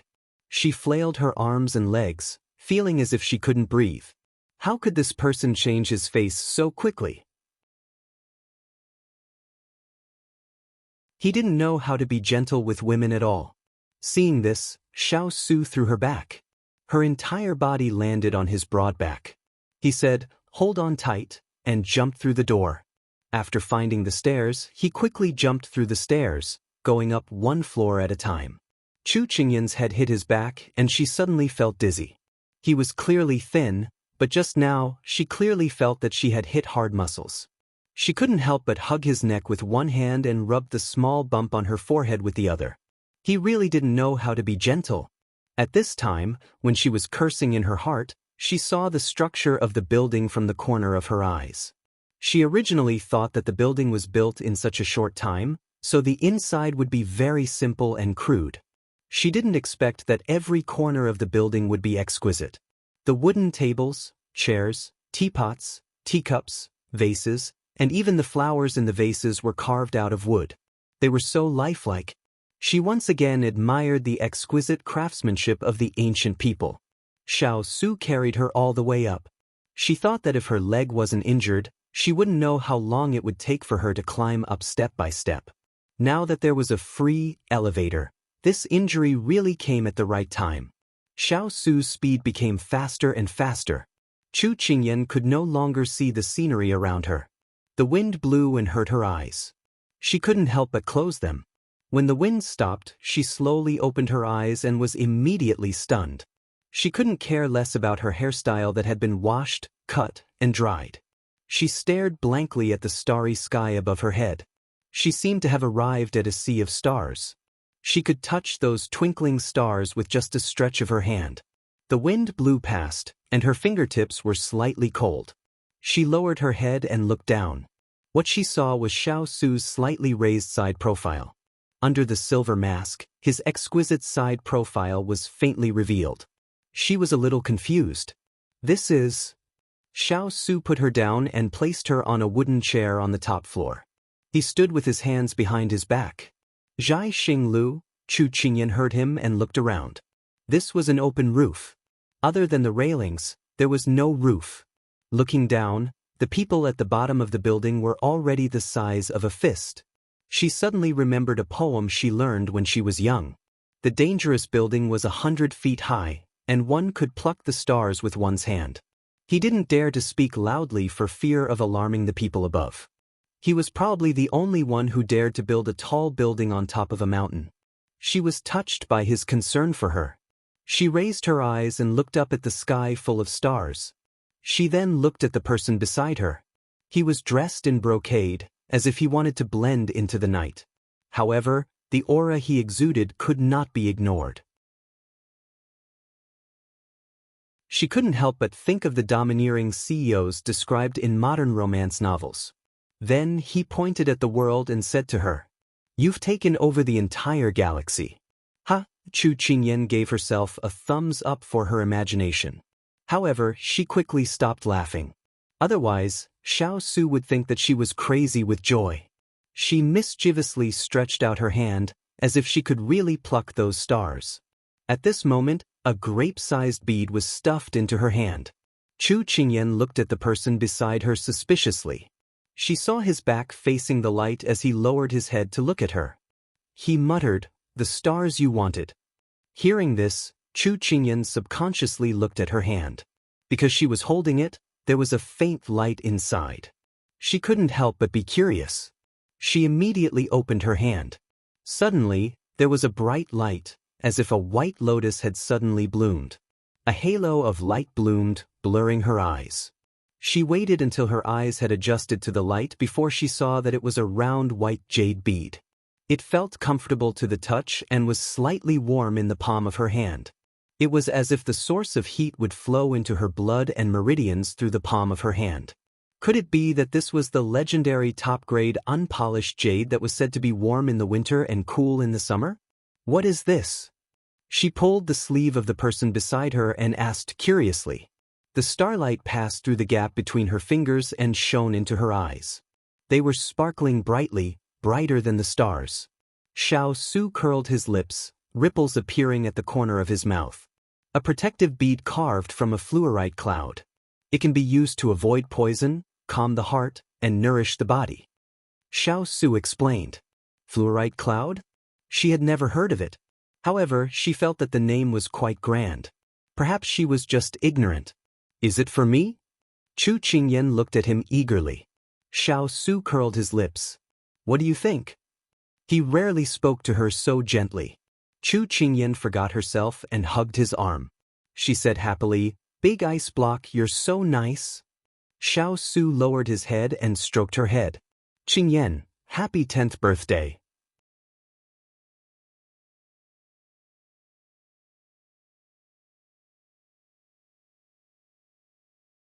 And the big ice cube actually spent so much manpower and material resources for her birthday. Was it the same as King Yu of Zhou? Because of the time they spent together, she was no longer so careful around Xiao Su, or rather, she was no longer so careless with her words. When she came back to her senses, she had already blurted out the words without thinking. At this time, she saw Mu Ling stagger and look up at her in horror. It was obvious that Mu Ling was frightened by her words. She immediately regretted that she had been too bold. She didn't know if Xiao Su was angry at her analogy. But Xiao Su's emotions didn't fluctuate much. He said lightly, 6 hours. Using local materials, it doesn't take much material resources. And these 12 people have been too idle recently, so this king pulled them out to practice. Chu Qingyan choked. She looked around at the empty mountain peak. She could still see that this place used to be a dense forest. She felt like her knee had been struck by an arrow. Indeed, it didn't take much manpower and material resources. Mu Ling, who was currently directing people to dismantle, also felt like his knee had been struck by an arrow. Although it didn't take much energy to dismantle several dozen stories of tall buildings, their master had requested for quality and quantity.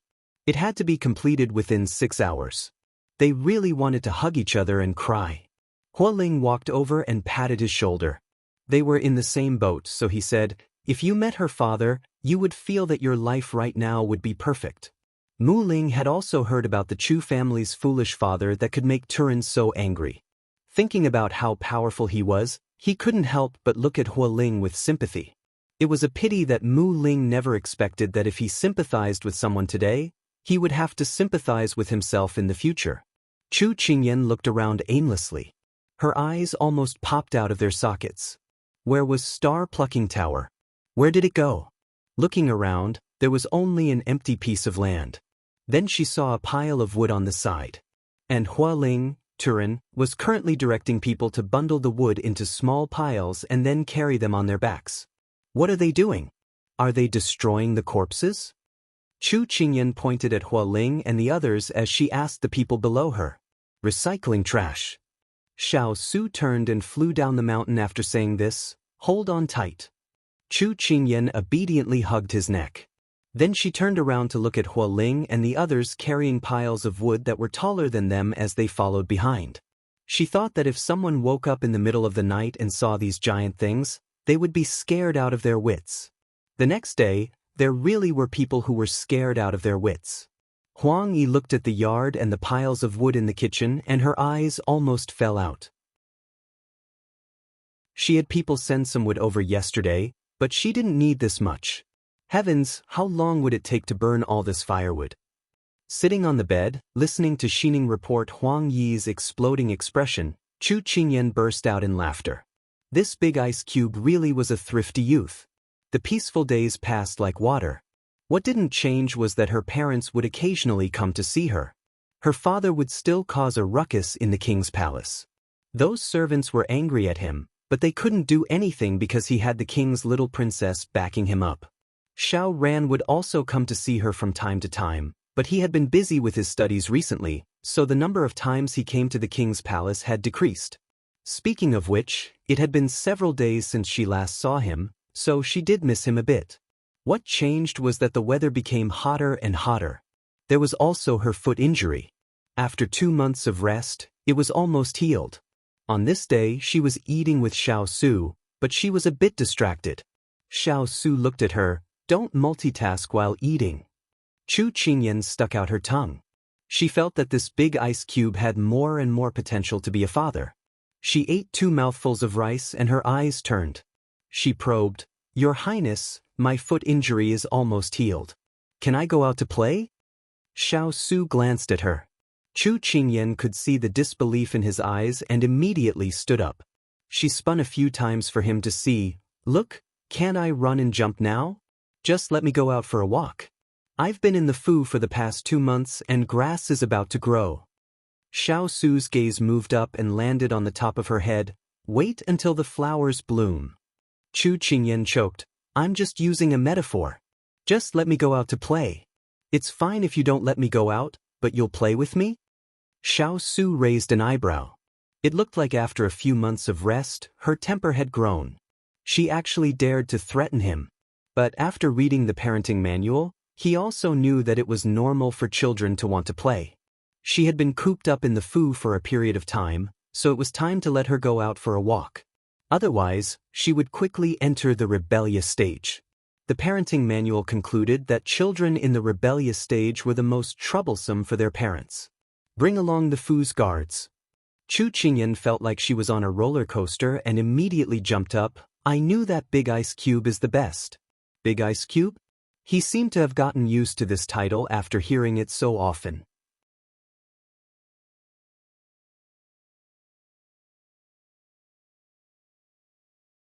Chapter 91. After the meal, Chu Qingyan immediately went to change her clothes. When she finished tidying up and walked out of the room with Xining, there was already someone waiting for her at the door with his arms crossed. It was actually Turin, the Turin who hated her the most. She was obviously stunned and asked hesitantly, Did His Highness send you to protect me?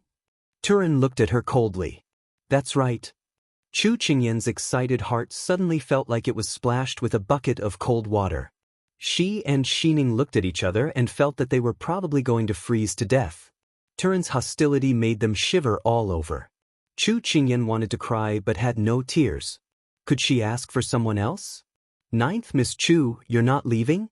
Turin was a little impatient. Chu Qingyan immediately responded, Let's go. Thus, Chu Qingyan, her servant, and Turin's 2 plainclothes bodyguards made a total of 5 people. Although the person beside her always emitted an aura of hostility, Chu Qingyan was not a person who wanted everyone to be good to her. She knew that Turin looked down on her, but she was not a banknote. How could everyone like her? Moreover, she did not like people who were cold to her, so she just minded her own business. On the road, there were many women of her age who came out to play. Although women did not go out of the house in ancient times, in the dynasty she lived in, the restrictions on women were not so strict. However, once a woman reached the age of marriage, she would consciously reduce the number of times she went out. This was because they were busy sewing wedding clothes and learning how to take care of the house. They simply did not have the leisure time to go out. However, Chu Qingyan could still see many beautifully dressed women walking around outside, buying things. Green robes with wide sleeves and red hairpins flashing in the wind. There was no conflict of interest between people. There was laughter and there would not be neighbors who did not interact with each other. This was a simple and honest dynasty. There was no rolling oil and smoke, no choking secondhand smoke, and no chemical pollution. This was a beautiful and pollution-free dynasty. Chu Qingyan sighed with emotion. Turin, who hadn't been paying attention to Chu Qingyan, heard her sighs. He couldn't help but feel that this woman was a little strange. He couldn't help but take a few steps back. Chu Qingyan had already prepared to treat these guards as heir. She walked slowly on the busy street with Xining. They looked here and there, but they didn't buy anything. Everything was just for the novelty. Although Turin was impatient, he couldn't say anything because of his master's order. He could only follow step by step while maintaining a certain distance. Chu Qingyan walked in front of a vendor and saw a pearl hair clip that was quite pleasing to the eye. She couldn't help but stop her footsteps. She was about to pick it up and play with it when she heard a burst of noise not far away. She couldn't help but look towards the source of the noise. He saw several men dressed as servants surrounding something, and the leader of the group, a man wearing a peacock-patterned robe, was scolding something. She took a closer look and vaguely saw a petite woman lying on the ground. She couldn't help but feel puzzled. The vendor also saw this scene and said, "It's a sin." Thinking that the vendor knew something, Chu Qingyan immediately asked, "Boss, do you know what's going on in front?" The stall owner originally didn't want to meddle, but seeing that she was still young, his love for the young was aroused, so he said to her, "Do you see that man in the lead? That's the younger brother of Imperial Concubine Yu, whom His Majesty dotes on the most. Usually he bullies men and women in the capital." Chu Qingyan heard this and thought that it was the kind of thing that was often seen in TV dramas. She just never thought that she would encounter it. She wanted to go up and see who was being bullied. She had just taken a few steps when she was blocked in front of her. She looked up and saw that it was Turin. At this moment, his face was full of impatience and he looked at her disapprovingly. "Ninth young Miss Chu, you should go back. Don't meddle in this kind of thing." Chu Qingyan knew that she shouldn't meddle in this matter, but when he said that, she suddenly became angry. "As a guard of the prince's residence, shouldn't you step forward and stop this kind of thing? You represent the King of England." Turin poured cold water on her. "But this subordinate shouldn't cause trouble for the Lord. This kind of thing should be handled by the Yaman's people. As the Lord's subordinates, we should know that we shouldn't overstep our duty." Chu Qingyan wanted to refute again, but at this moment, the noise suddenly approached. She and Turin looked over. The woman who was surrounded suddenly broke through the encirclement and ran towards Chu Qingyan and the others. However, she tripped and fell at Chu Qingyan's feet. Those men instantly surrounded her. That woman was in utter despair. She raised her head abruptly and met Chu Qingyan's bright eyes. Instantly, she felt a strong desire to live. "Young mistress, please save me. I told you to run, I told you to run." The man in the peacock-embroidered robe smiled cruelly. He took the stick from the servant and was about to hit that woman.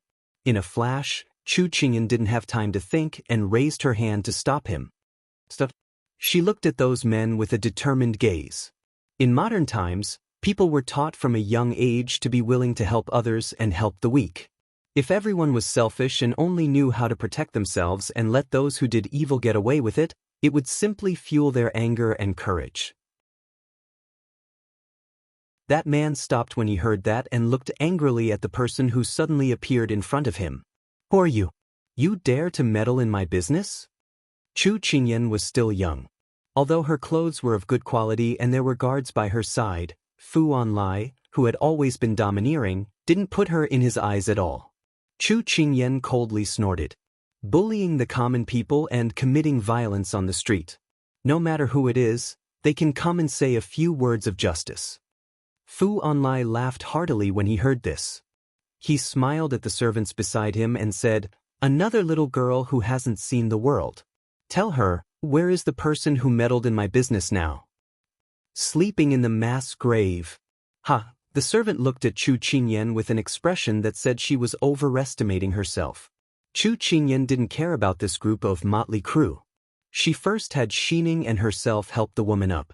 As soon as she touched the woman, she saw that she was beaten up in many places. It could be said that her skin was torn and her flesh was exposed. Chu Qingyan was abnormally angry. It wasn't that she was a saint, but sometimes, when something happened, even if she didn't have the ability, she still wanted to stand up. Evil, someone had to be restrained.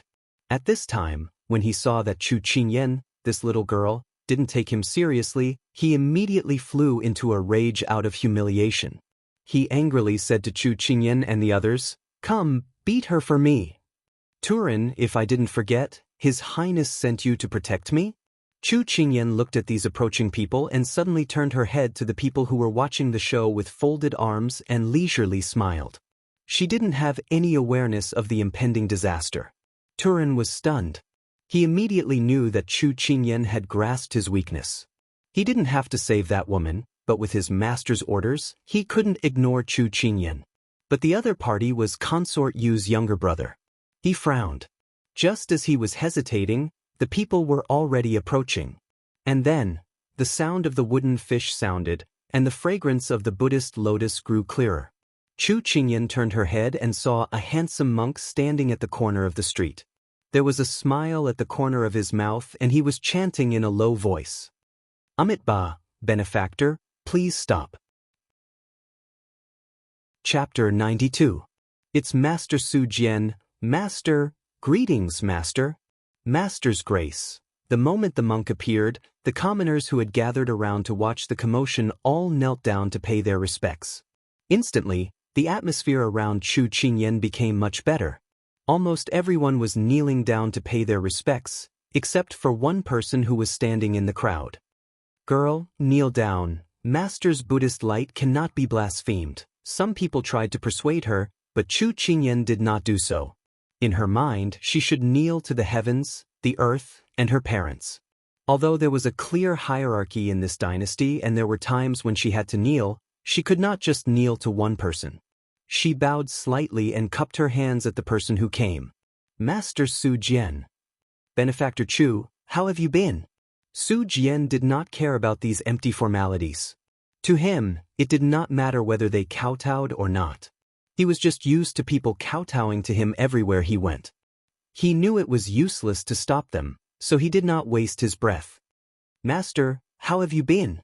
Chu Qingyan smiled and replied. Su Jian walked forward slowly, his monk robes fluttering in the absence of wind as if he was riding the wind. People automatically made way for him. He smiled at the people. When the people stood up, Su Jian turned to Fu Anlai, who was about to attack again. Benefactor Fu, please show mercy. Fu Anlai raised his thick brows. Master, you're not cultivating in Buddhism, but you're here to meddle in the secular world? Buddha, the great hermit lives in the city, the world is his home.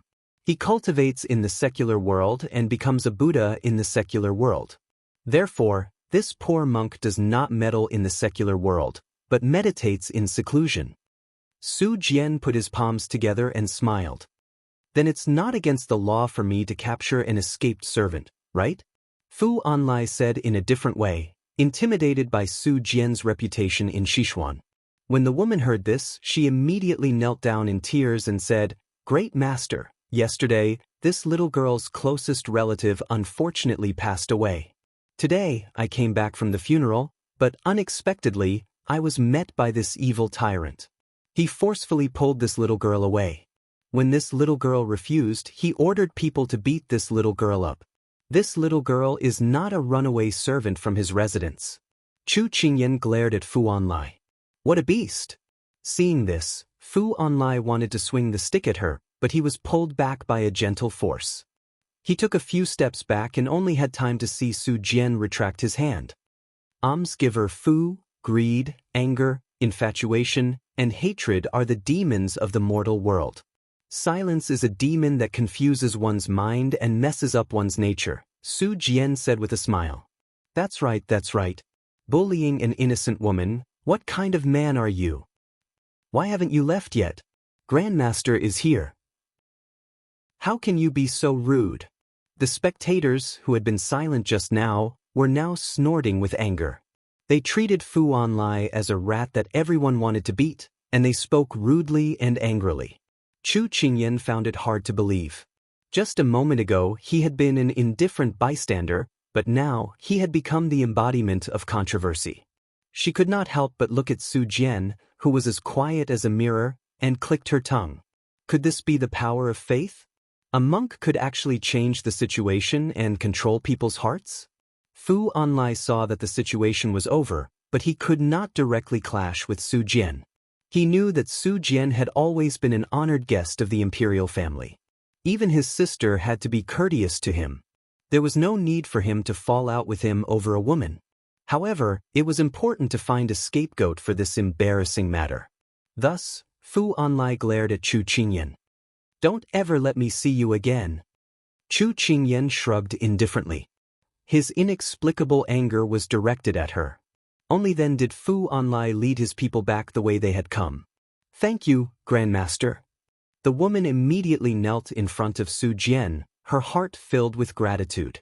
Su Jian helped her up, then said, Miss, if you have no parents at home, leave the capital and seek refuge with your relatives. It's your fortune to be able to receive Grandmaster's guidance. That's right.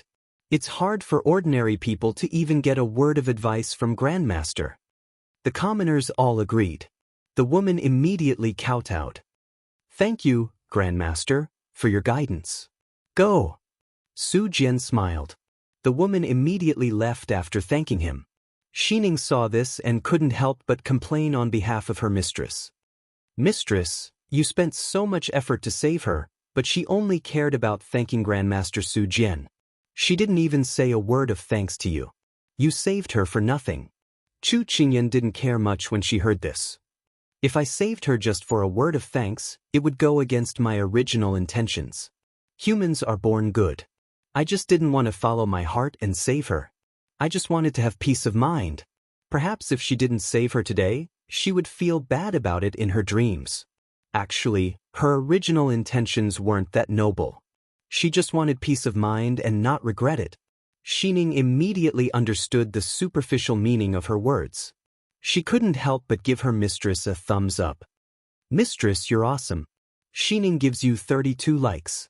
Chu Qingyan shook her head and couldn't help laughing at this little fellow who applied what she had just learned. Her trip today wasn't over yet, so she couldn't delay any longer. Just as she was about to leave, she saw Su Jian standing in the crowd and looking at her. Chu Qingyan couldn't help but stop in her tracks. Although this person was wearing a Buddhist robe and doing things like a fraud, this person had saved her before, so she couldn't just leave like this. Thus, she walked up to him and looked up at him. Grandmaster, I didn't have time to thank you that day. Now, I'm formally thanking you. Chu Qingyan couldn't be blamed for always thinking of Su Jian as a fraud. It was because after he said those incomprehensible things in front of Xiao Su, she didn't have a good impression of him. She always kept a respectful distance from people who deliberately mystified things. Su Jian smiled. Benefactress doesn't need to be so polite. You've already thanked me once at that time. Chu Qingyan rubbed her head. She couldn't remember. Could it be that she had been scared silly at that time? However, she still had to return the favor. Why don't Qingyan play the host and treat you to a meal? Chu Qingyan asked casually. Actually, she didn't think that such a pure and simple person like Su Jian would eat with her. However, since he was here, she had to be polite. Su Jian originally wanted to decline, but on second thought, he agreed. Tea is fine. Turin looked at Su Jian in disbelief. Usually, it was almost impossible for high officials and nobles to invite him to a meeting. Now, this Chu Qingyan had only casually mentioned it, and he agreed. He suddenly felt that as long as Chu Qingyan was around, things would become strange. Chu Qingyan also choked. She had only casually mentioned it, so why did he also casually agree? Could it be that Buddhist disciples only knew how to recite sutras, but didn't know anything about the ways of the world? She was obviously just being polite. However, since words had been spoken, water had been spilled, so Chu Qingyan didn't hesitate. After this meal, she and Su Jian were even. She didn't have a good impression of Su Jian. It wasn't that this person looked extremely fierce. On the contrary, this person gathered spiritual energy. His handsome face could be said to be as pure and holy as a lotus flower. However, she wanted to keep a respectful distance from him because she felt that this person seemed to have a great impact on her and the people she cared about in the future. Chapter 93. Since he wanted to drink tea, Chu Qingyan found a tea house. Although it wasn't big, it was clean and tidy. What kind of tea would you like to drink? The waiter asked enthusiastically with a towel draped over his shoulder. After they sat down, Chu Qingyan asked with a smile, What kind of tea do you have? Oolong tea, Biluakan tea, Tiguanyin tea, and all kinds of flower teas, the waiter said with great familiarity. What kind of flower teas do you have? Chu Qingyan was interested in flower teas. We have jasmine tea, chrysanthemum tea, osmanthus tea, lotus tea. Chu Qingyan waited for him to finish before turning to ask Su Jian, who had been quietly acting like a handsome man, what kind of tea would Great Master like to drink? It's up to you, Lady Benefactor, Su Jian replied with a smile. Chu Qingyan felt that the lotus tea was not bad and suited his temperament, so she asked for a pot. The waiter immediately agreed and turned to prepare the tea. Chu Qingyan rested her chin on her hands and looked at the person in front of her. She felt that it was quite awkward to look at each other in silence, so she thought of a topic to break the ice. "Great master, I saw you send that person flying with a wave of your hand just now. Is that the legendary inner strength?" Su Jian smiled faintly.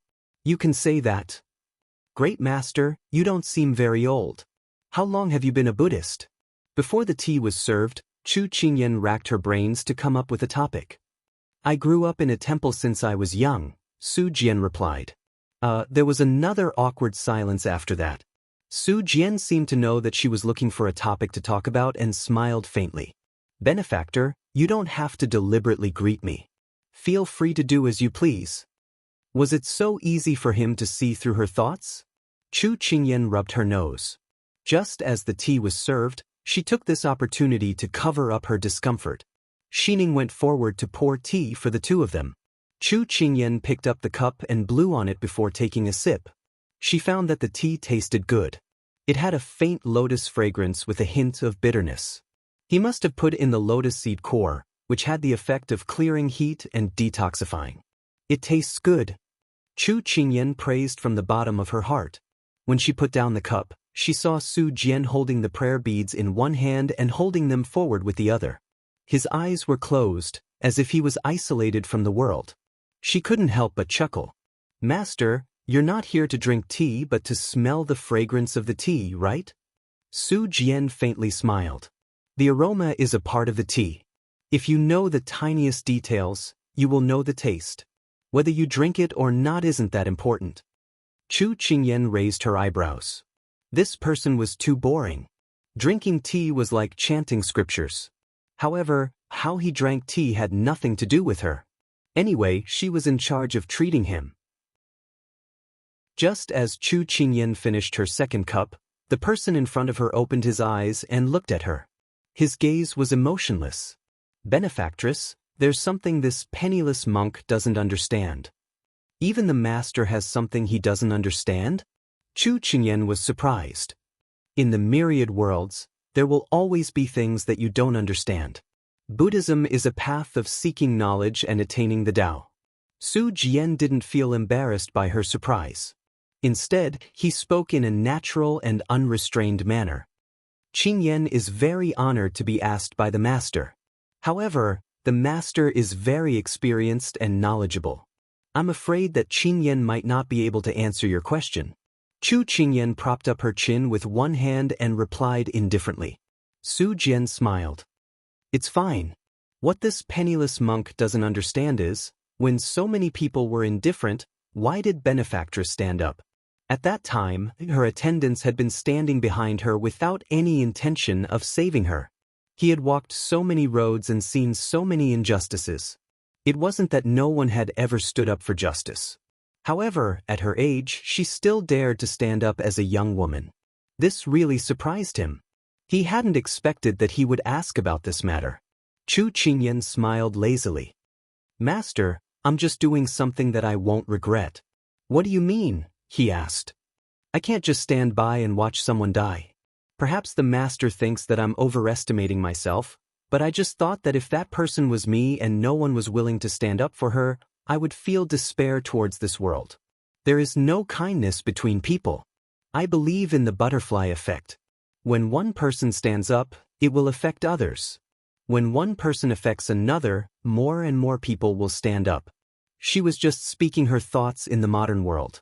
However, she knew that in ancient times, there was a clear distinction between hierarchy and inferiority. Those with power were in control, while those at the bottom were as lowly as ants. Who would care about kindness and evil? High officials and nobles cared about power, while commoners cared about food and clothing. Although her ideas in the modern world didn't conflict with those in the modern world, they couldn't find a point of agreement. Thinking of this, she felt a little sad. Su Jian was silent for a moment. Then he raised his head and looked at her. There seemed to be a slightly different light in his compassionate gaze. "Benefactress has a kind heart. Thank you for the master's praise." Chu Qingyan smiled carelessly. Actually, this wasn't rare. In the modern world, many people would stand up because there were more good people than bad people. Moreover, in a society ruled by law, the bad people wouldn't dare to be so rampant. Even if they used their status to bully others, they would be exposed on the internet and become the target of public criticism. It was just a different era. She did what she wanted to do. Then if there was a second time, would benefactress still step in to save someone? Su Jian continued to ask. Chu Qingyan thought for a moment. I'll make a decision after assessing the situation. After all, it's not my original intention to fight against a rock with an egg. I'll act according to my ability. I can't be reckless. Su Jian smiled. Although her answer was a little different from her previous answer, he could understand the meaning behind it if he thought about it carefully. Does benefactress want to stop this kind of thing? Chu Qingyan looked at him in confusion. What does the master mean?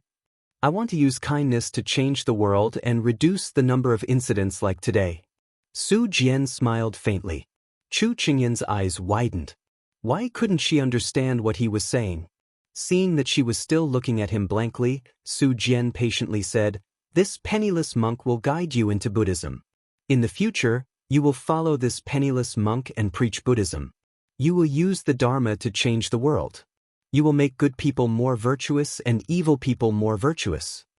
Chu Qingyan felt like she had just heard the funniest joke in the world. Someone was actually advising her to become a nun. If this were the modern world and her parents found out, they would probably think that this person was spouting nonsense. Her father would probably flip his hand and throw this person out of the door. Just as Chu Qingyan was about to laugh out loud, she saw the handsome youth in front of her smiling and looking at her seriously. Chu Qingyan's smile froze on her face. She said in disbelief, The master must be joking, right? Monks don't lie. Su Jian smiled, but his tone was serious. I mean, Chu Qingyan couldn't help but ask. Because you have an affinity with Buddha, Su Jian replied. The corners of Chu Qingyan's eyes twitched. Which eye of his saw that she had an affinity with Buddha? Master, do you often do this, swindling some young boys and girls who don't know about worldly affairs into Buddhism? Su Jian didn't get angry when faced with her questioning, dissatisfaction, and rudeness. Instead, he smiled and said, You are indeed not the first person this penniless monk has converted. Chu Qingyan immediately believed in her own thoughts. As expected, he was tricking her again. Then she heard him say, It's just that this penniless monk doesn't take in disciples easily. You are the first. She looked up in surprise and met his eyes. It was as if she saw lotus flowers blooming in his eyes. They were so noble and pure that she didn't dare to look directly at them. Chapter 94. Chu Qingyan snapped out of her daze under his calm gaze. She suddenly felt a little irritated. Master, although I revere Buddhism, I have no intention of becoming a monk. Furthermore, don't you think it's a little ridiculous to say such things to a 10-year-old child? Who would want to be his disciple? Who knew if this charlatan would turn her into a little charlatan and swindle people everywhere? Besides, she did not want to be accompanied by the sound of wooden fish and bells for the rest of her life. Although the rain is broad, it is difficult to moisten the rootless grass. Buddhism is vast and does not help those who are not fated. Age does not matter. Female benefactor, you have the root of wisdom. It will be a pity if you do not enter Buddhism. Su Jian guided patiently. Chu Qingyan rolled her eyes. According to what he said, everyone had a root of wisdom, and everyone should enter the Buddhist sect. If that were the case, then the entire world would be filled with monks. Chu Qingyan wanted to retort, but seeing his firm attitude, it seemed like he really wanted to pull her into Buddhism. She really wanted to flip the table, but in the end, she held it in. She recalled everyone's reverence for him just now. She did not want to attract public resentment. Since he wanted her to enter Buddhism, she would have a talk with him. Master, what are the benefits of becoming a monk? Chu Qingyan asked. It's not because of the benefits. It's because everything is empty. Greed, anger, obsession, and hatred are the 8 sufferings of life. Instead of being entangled in the world, it's better to enter Buddhism and cultivate one's body and mind, Su Jian said with a straight face. No. Chu Qingyan raised her finger and shook her hand. Oh, female benefactor, what do you think? Su Jian looked at her seriously. Everything is empty? That's your pessimistic view. In your eyes, everything in the world is but an instant. Things remain, people change, and people change. It's like flowers blooming and withering. It's just going back and forth from the beginning to the end. There's no change. The only thing that changes is the shape of the flower, whether it blooms or withers. Although Chu Qingyan was smiling, the smile did not reach her eyes. She could see that Su Jian did not agree, so she could not help but narrow her eyes and continue. And in the eyes of us laymen, everything that happens in life is worth it. The people and things that we experience will leave a memory in our mind. Every time we think about it, it is very meaningful. I feel that you have misinterpreted my meaning, Su Jian said with a smile. Please enlighten me, Grandmaster. Chu Qingyan cupped her fists and said, because there is nowhere to go, the heart is born. All living beings will forever sink into the sea of bitterness. They will form evil karma and float in the sea of sin. At this point, Su Jian looked at her with merciful eyes. He closed his eyes and continued. To become a monk and pay respect to Buddha is to have a tranquil and peaceful life, to be free from greed and desires, and to have a tranquil and free heart. The so-called seeing through the world of mortals is not pessimistic, but more positive and optimistic. It's not to see through, but to see through. It's not to do nothing, but to do it in time. It's not to ask for nothing, but to be content with everything. Amitabha. Chu Qingyan had to admit that the young monk in front of her sat there quietly and peacefully. Just by looking at her with his eyes that were filled with great wisdom, he had an inexplicable power that made people feel at ease. If she were a bystander, she would have been convinced by him. Just him sitting there was an irrefutable argument. Unfortunately, he wanted to pull her into his trap and become a disciple of Buddhism. She could have just walked away, but his determined expression made her angry. If she did not argue with him, she was afraid that she would not be able to swallow this anger. Master, your attainments in Buddhism are very high. In Buddhism, Qingyan cannot argue with you, but Qingyan yearns to enjoy herself in the world of mortals, not to see through the world of mortals. I live in the world of mortals and I like it. I like it. Sometimes I'm happy, and sometimes I'm unrestrained. I feel that life is unpredictable, which is surprising and interesting. If I really become a monk, my family will be far away, my friends will be far away, and I will be alone in my pursuit of Buddha. When I'm cold, no one will care for me. When I'm sick, no one will take care of me and I'll die alone. In the face of Chu Qingyan's provocation and disrespect, Su Jian frowned slightly. Benefactress, becoming a monk is not the same as being alone. On the path of seeking Buddha, one's heart will not feel lonely. As a disciple of Buddhism, there is camaraderie and mutual support. You don't have to worry. If you enter Buddhism and take this poor monk as your master, this poor monk will definitely support you. As soon as he finished speaking, Su Jian saw her crafty eyes looking at him. Su Jian had a faint feeling of unease in his heart, but he heard her speak. Master, didn't you say that the 6 senses are pure and have no 7 emotions and 6 desires? You don't need emotions, but you feel pity for Qingyan. Don't you think that's already going against Buddhism? Chu Qingyan's bright eyes turned as she smiled back at him. Su Jian couldn't help but find it a little funny. She was beating around the bush to lure him into her trap. Although she was young, she was definitely smart. She had originally wanted to wait for him to be defeated, but unexpectedly, his eyes were smiling clearly. She knew that he had already seen through her intentions. The smile on Chu Qingyan's face froze, then she narrowed her eyes again. Then, to everyone's surprise, she waved her hand to call the waiter over. Dear customer, is there anything else you need? The waiter asked with a warm smile. Su Jian couldn't understand why Chu Qingyan had said such a good thing, so he quietly waited for her to speak. He saw Chu Qingyan reveal a sly smile, but it quickly disappeared. She said to the waiter in a clear voice, Waiter, do you have pork jerky and beef jerky here? Yes. Not only that, we also have crispy chicken wings, specially made duck head, stir-fried duck gizzards.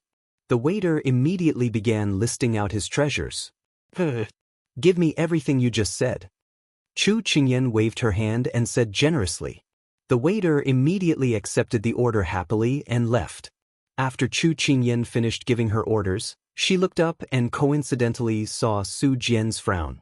She couldn't help but be in a good mood. Soon, the dishes were placed one by one.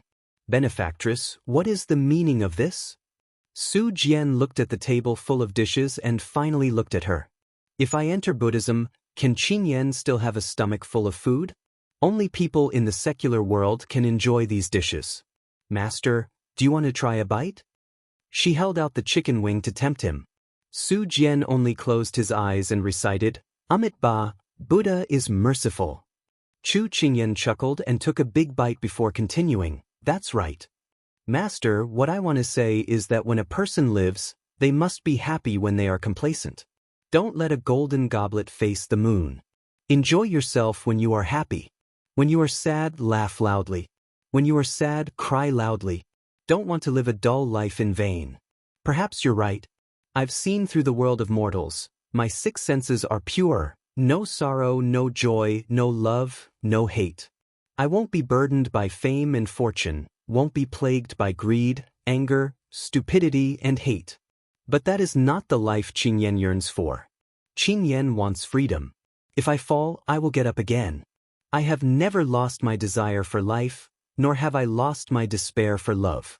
I am happy because of love and feel sorry for myself because of pain. I don't need Buddha to save me. I only need to save myself. Su Jian widened his eyes and watched her put down the teacup. Although her lips were stained with oil, her eyes were sparkling. He suddenly didn't know how to persuade her. At this moment, Turin, who had gone out at some point, returned. He said to Chu Qingyan, Lord is already at the door. He is waiting for Miss to go back together. Chapter 95. What? The big ice cube actually came to pick her up? This was simply too amazing. Chu Qingyan couldn't restrain her emotions and gave Su Jian an apologetic smile. Great master, someone from the residence is here. I have to go back first. If there's a chance in the future, I'll come back to discuss Buddhism. Su Jian knew that it would be difficult to convince her today, so he dismissed the idea. He put his palms together and said, Benefactress, please go ahead. Chu Qingyan nodded and then called the waiter over to settle the bill. The waiter giggled and declined, saying that it was the owner's honor to see great master Su Jian's rare patronage and so on. Chu Qingyan almost fell asleep listening to him. In short, she didn't have to pay for this meal. Thus, Chu Qingyan happily bid farewell to Su Jian and quickly led Xining and the others out of the door. Su Jian looked at the table full of meat and then glanced at the figure leaving with light steps. A faint trace of worry appeared on his face. Why do you want me to enter Buddhism? She had asked him earlier, but he hadn't answered her directly. Why do you want me to enter Buddhism? He couldn't answer this question. The Buddhist lotus blooms in the mud. If one's heart is pure, one will not be tainted. She was still young, but she was already in the mud. Whether she could emerge from the mud untainted, the answer would be revealed many years later. However, he couldn't bet the world on it. The divination showed that she would stir up a storm of blood in Sichuan and even the world. Apart from this, there was another tribulation. This tribulation was related to him. Su Jian stood up and walked out amidst the waiter's eager smiles. At the corner of the street, he looked at the small figure bouncing in front of the handsome man. Who would have guessed that this young and tender girl was his fiery phoenix? Su Jian retracted his gaze and turned around, refusing to leave. Big Ice Cube, why are you here? Chu Qingyan put her hands behind her back and leaned forward. Her face was filled with the innocence of a child. Xiao Su's gaze peered through the gauze hat and landed on the noble figure leaving the street corner. He said casually, I just happened to pass by after court. Chu Qingyan choked. Alright, reality was so cruel. She thought that he had specially come to pick her up. Xining saw her master's colorful expression and couldn't help but purse her lips and laugh. Her master was really stupid. If Lord hadn't specially come to pick her up, he would have directly gone home after court. Why would he wait for her at the door? After a moment of disappointment, Chu Qingyan regained her smile and followed behind him. Let's go home then. I'm hungry. When Xiao Su heard her say that she was hungry, he turned to look at her. He glanced at Xi Ning, Tu Ling, and the others, then frowned. What did you play today? Why were his hands empty? He didn't buy anything. I strolled around and even went to drink flower tea. Lotus tea. It's not bad, but the store didn't charge me. Chu Qingyan thought back to today's trip and seriously replied. Xiao Su raised his eyebrows. Could it be that the Wang Fu didn't give her a monthly allowance, so she didn't buy anything? Even the tea she drank was treated by the store? He, the great lord of Sichuan country, couldn't even raise a child. If this got out, he would be a joke. He would have the steward give her a monthly allowance when he got back. His people could only be willful and squander money. They didn't have the right to wrong themselves. After Chu Qingyan finished replying, the person beside her didn't reply for a long time. She couldn't help but raise her head to look at him. It was a pity that he was wearing a veil and she couldn't see his expression. She only knew that his gaze on her seemed to contain a trace of displeasure. She didn't know where she said the wrong thing. She couldn't help rubbing her nose and didn't make a sound. At this time, when they arrived in front of Xiao Su's carriage, there was a sudden gust of wind with the fragrance of a woman's rouge. Just as Chu Qingyan was wondering where this fragrance was coming from, a pleasant female voice came from the right side. His Royal Highness. It really is a coincidence. I didn't think that I would meet you here. This voice contained a bit of excitement, but it also hid a nervous surprise. Chu Qingyan heard this and stopped her steps. She looked towards the source of the voice and saw a woman wearing a dark green robe. She was accompanied by 2 servant girls as they walked over with light steps. When they came closer, Chu Qingyan couldn't help but sigh. What a beautiful woman with long eyebrows and a slight smile. At this time, she saw that her gaze was firmly on Xiao Su. Even if Chu Qingyan had never been in love, she could see that the woman in front of her liked Xiao Su. But Chu Qingyan was very curious. Xiao Su, this big block of ice, would take the initiative to strike up a conversation with a woman. Moreover, it was a woman as beautiful as a flower. How would he deal with it? Who are you? Xiao Su was a little surprised that he had been recognized outside, but he didn't take it to heart. He only looked at the person with a sharp gaze. As soon as he said this, Chu Qingyan clearly saw that the woman's expression changed slightly. She seemed to be a little frustrated, but she quickly returned to normal. With a smile, she said softly, "This little girl's surname is Yao, and my name is Ingrua. I am the granddaughter of the current Grand Tutor. Previously at the palace banquet, I met your highness a few times. It is normal that your highness doesn't remember this little girl. Today, this little girl saw the carriage of the King of England's residence and guessed that your highness was nearby. I didn't expect to see your highness appear when I turned around. I hope your highness doesn't mind."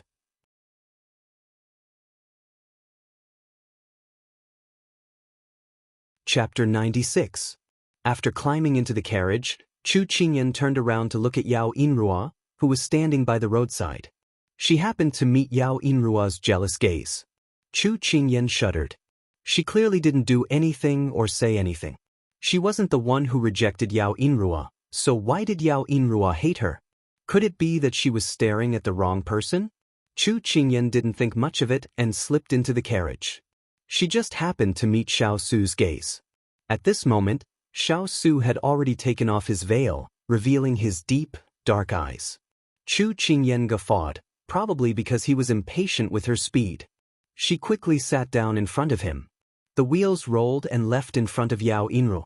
Yao Inrua's maidservant, Tao Hong, said indignantly, "That King of England is too rude." Miss spoke to him so nicely, but he didn't know what was good for him. He's just a lord who has fallen out of favor, yet he dares to give Miss a hard time. "You're not allowed to say that." Yao Inrua angrily glared at the maidservant. "What do you know? The King of England is a famous general. It's normal for him to be arrogant. Besides, he only forgot about me.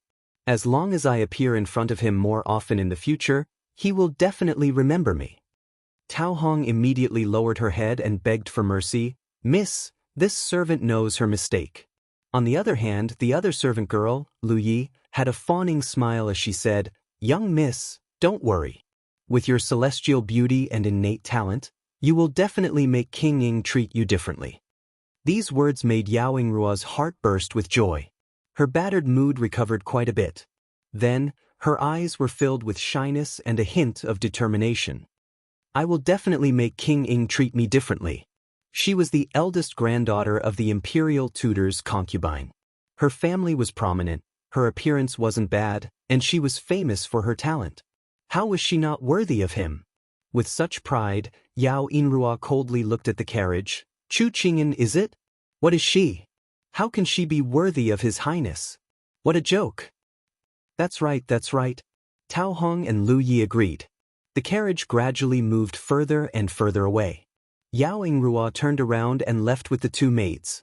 At this moment, Chu Qingyan was sitting upright and still with her hands on her knees. From time to time, she would turn the pearl and secretly size up the person in front of her. Xiao Su couldn't ignore her burning gaze even if he didn't want to.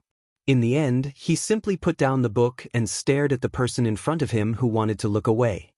"If you want to ask, then ask." Chu Qingyan chuckled, her serious face suddenly changed into a gossipy one. "Your Highness, what do you think of that woman just now?" This prince didn't notice. Xiao Su didn't expect her to ask this and raised his brows. "Oh, then does your Highness treat strangers like this?" Chu Qingyan continued. "Something like that," Xiao Su replied calmly. When Chu Qingyan heard this, she tilted her head and her posture wasn't as serious as before. She asked curiously, "Your Highness, you're about to reach the age of 20. Do you have any close female friends or a woman that you like?" Xiao Su's gaze immediately became impatient. "You're so young, yet you don't ask about the 4 books and 5 classics. Instead, you're asking for a beating?" The person in front of her suddenly changed from being a big ice cube to being a strict father. This made Chu Qingyan a little uncomfortable.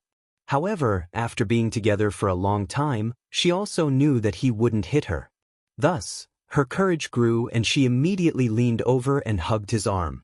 Her voice was cute and naive as she said, "I'm just curious. Don't try to change the topic." Xiao Su was instantly angry and amused. When did he give her the courage to come over when he was unhappy?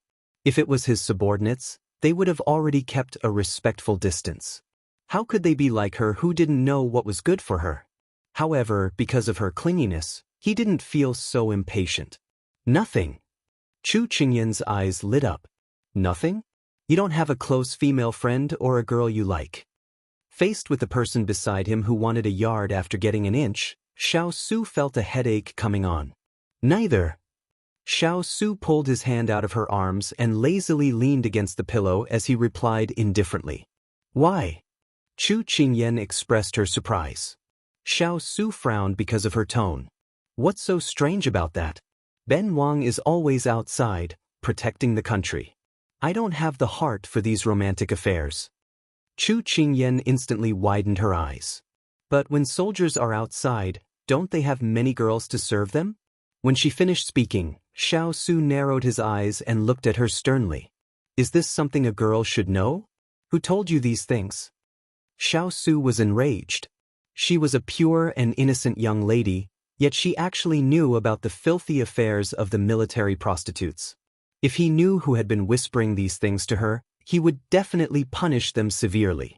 Chu Qingyan rarely saw him angry, so she immediately felt the entire carriage freeze. In order to stop the cold air from spreading, she bravely threw herself at him and hugged his arm. She giggled, "No one taught me, I just heard it from outside." In the future, don't listen to other people's nonsense. Xiao Su didn't reject her approach and the cold air dissipated a lot, but his tone was still stern. "Yes, Your Highness."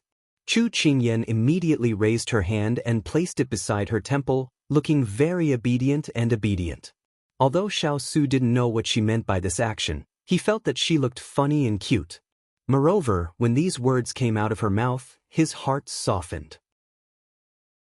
Feeling that the big ice block was no longer angry, Chu Qingyan continued on her path of gossip. If she were to evaluate her actions at that time, There were only a few words that were suitable for her. If she didn't do it, she wouldn't have died. Then, Your Highness, in the future, when you are in the capital, those women who admire you will take the opportunity to get to know you. Perhaps you will be able to find a woman to spend the rest of your life with. Chu Qingyan blinked her eyes. She had already completely forgotten her own identity. She simply felt that the big ice block, who sacrificed his own happiness for the country, should be blessed by the heavens. Although she had heard many bad rumors about him before, after interacting with him for real, she found that the rumors were wrong. The big ice block was a rare and precious man. Xiao Su closed his eyes and rested. He didn't care and said, "Not interested." Why not? Chu Qingyan didn't understand. Could it be that she didn't have the potential to be a matchmaker? Women are too annoying. When Xiao Su thought of those beautiful women, he was a bit annoyed. Chu Qingyan thought of something in shock. She had heard the servants say that the big ice block never approached women. Then did he have something that was hard to say? Or was he interested in men? Heavens, this news was too shocking. There was no more chatter in his ears. Xiao Su seemed to have thought of something. He opened his eyes and looked at her with a smile that wasn't a smile. "Yatu, don't forget your identity." "What identity can I have?" Chu Qingyan didn't react. "You are the King of England's imperial consort personally bestowed by the Emperor. So, it's enough for this king to raise a little princess consort." Xiao Su continued to close his eyes to rest, ignoring the other's excitement. "But I'm still a child. This king isn't in a hurry." "What does this have to do with you being in a hurry? Also, why did the conversation turn to this topic?" Chu Qingyan wanted to cry, but no tears came out. One didn't understand romance. The other didn't know anything about romance. So the two of them talked like chickens and ducks, but they were harmonious. Who said that? If you like a person, it's best to start from a baby. You're tuning in to the Passion Pages YouTube channel. We're so grateful for your support, and don't forget to subscribe to join us on this incredible journey through captivating stories. Your generosity through donations truly makes a world of difference, as it's the primary source of revenue that allows me to expand and enhance this channel for you. Thank you from the bottom of my heart for being a part of this adventure.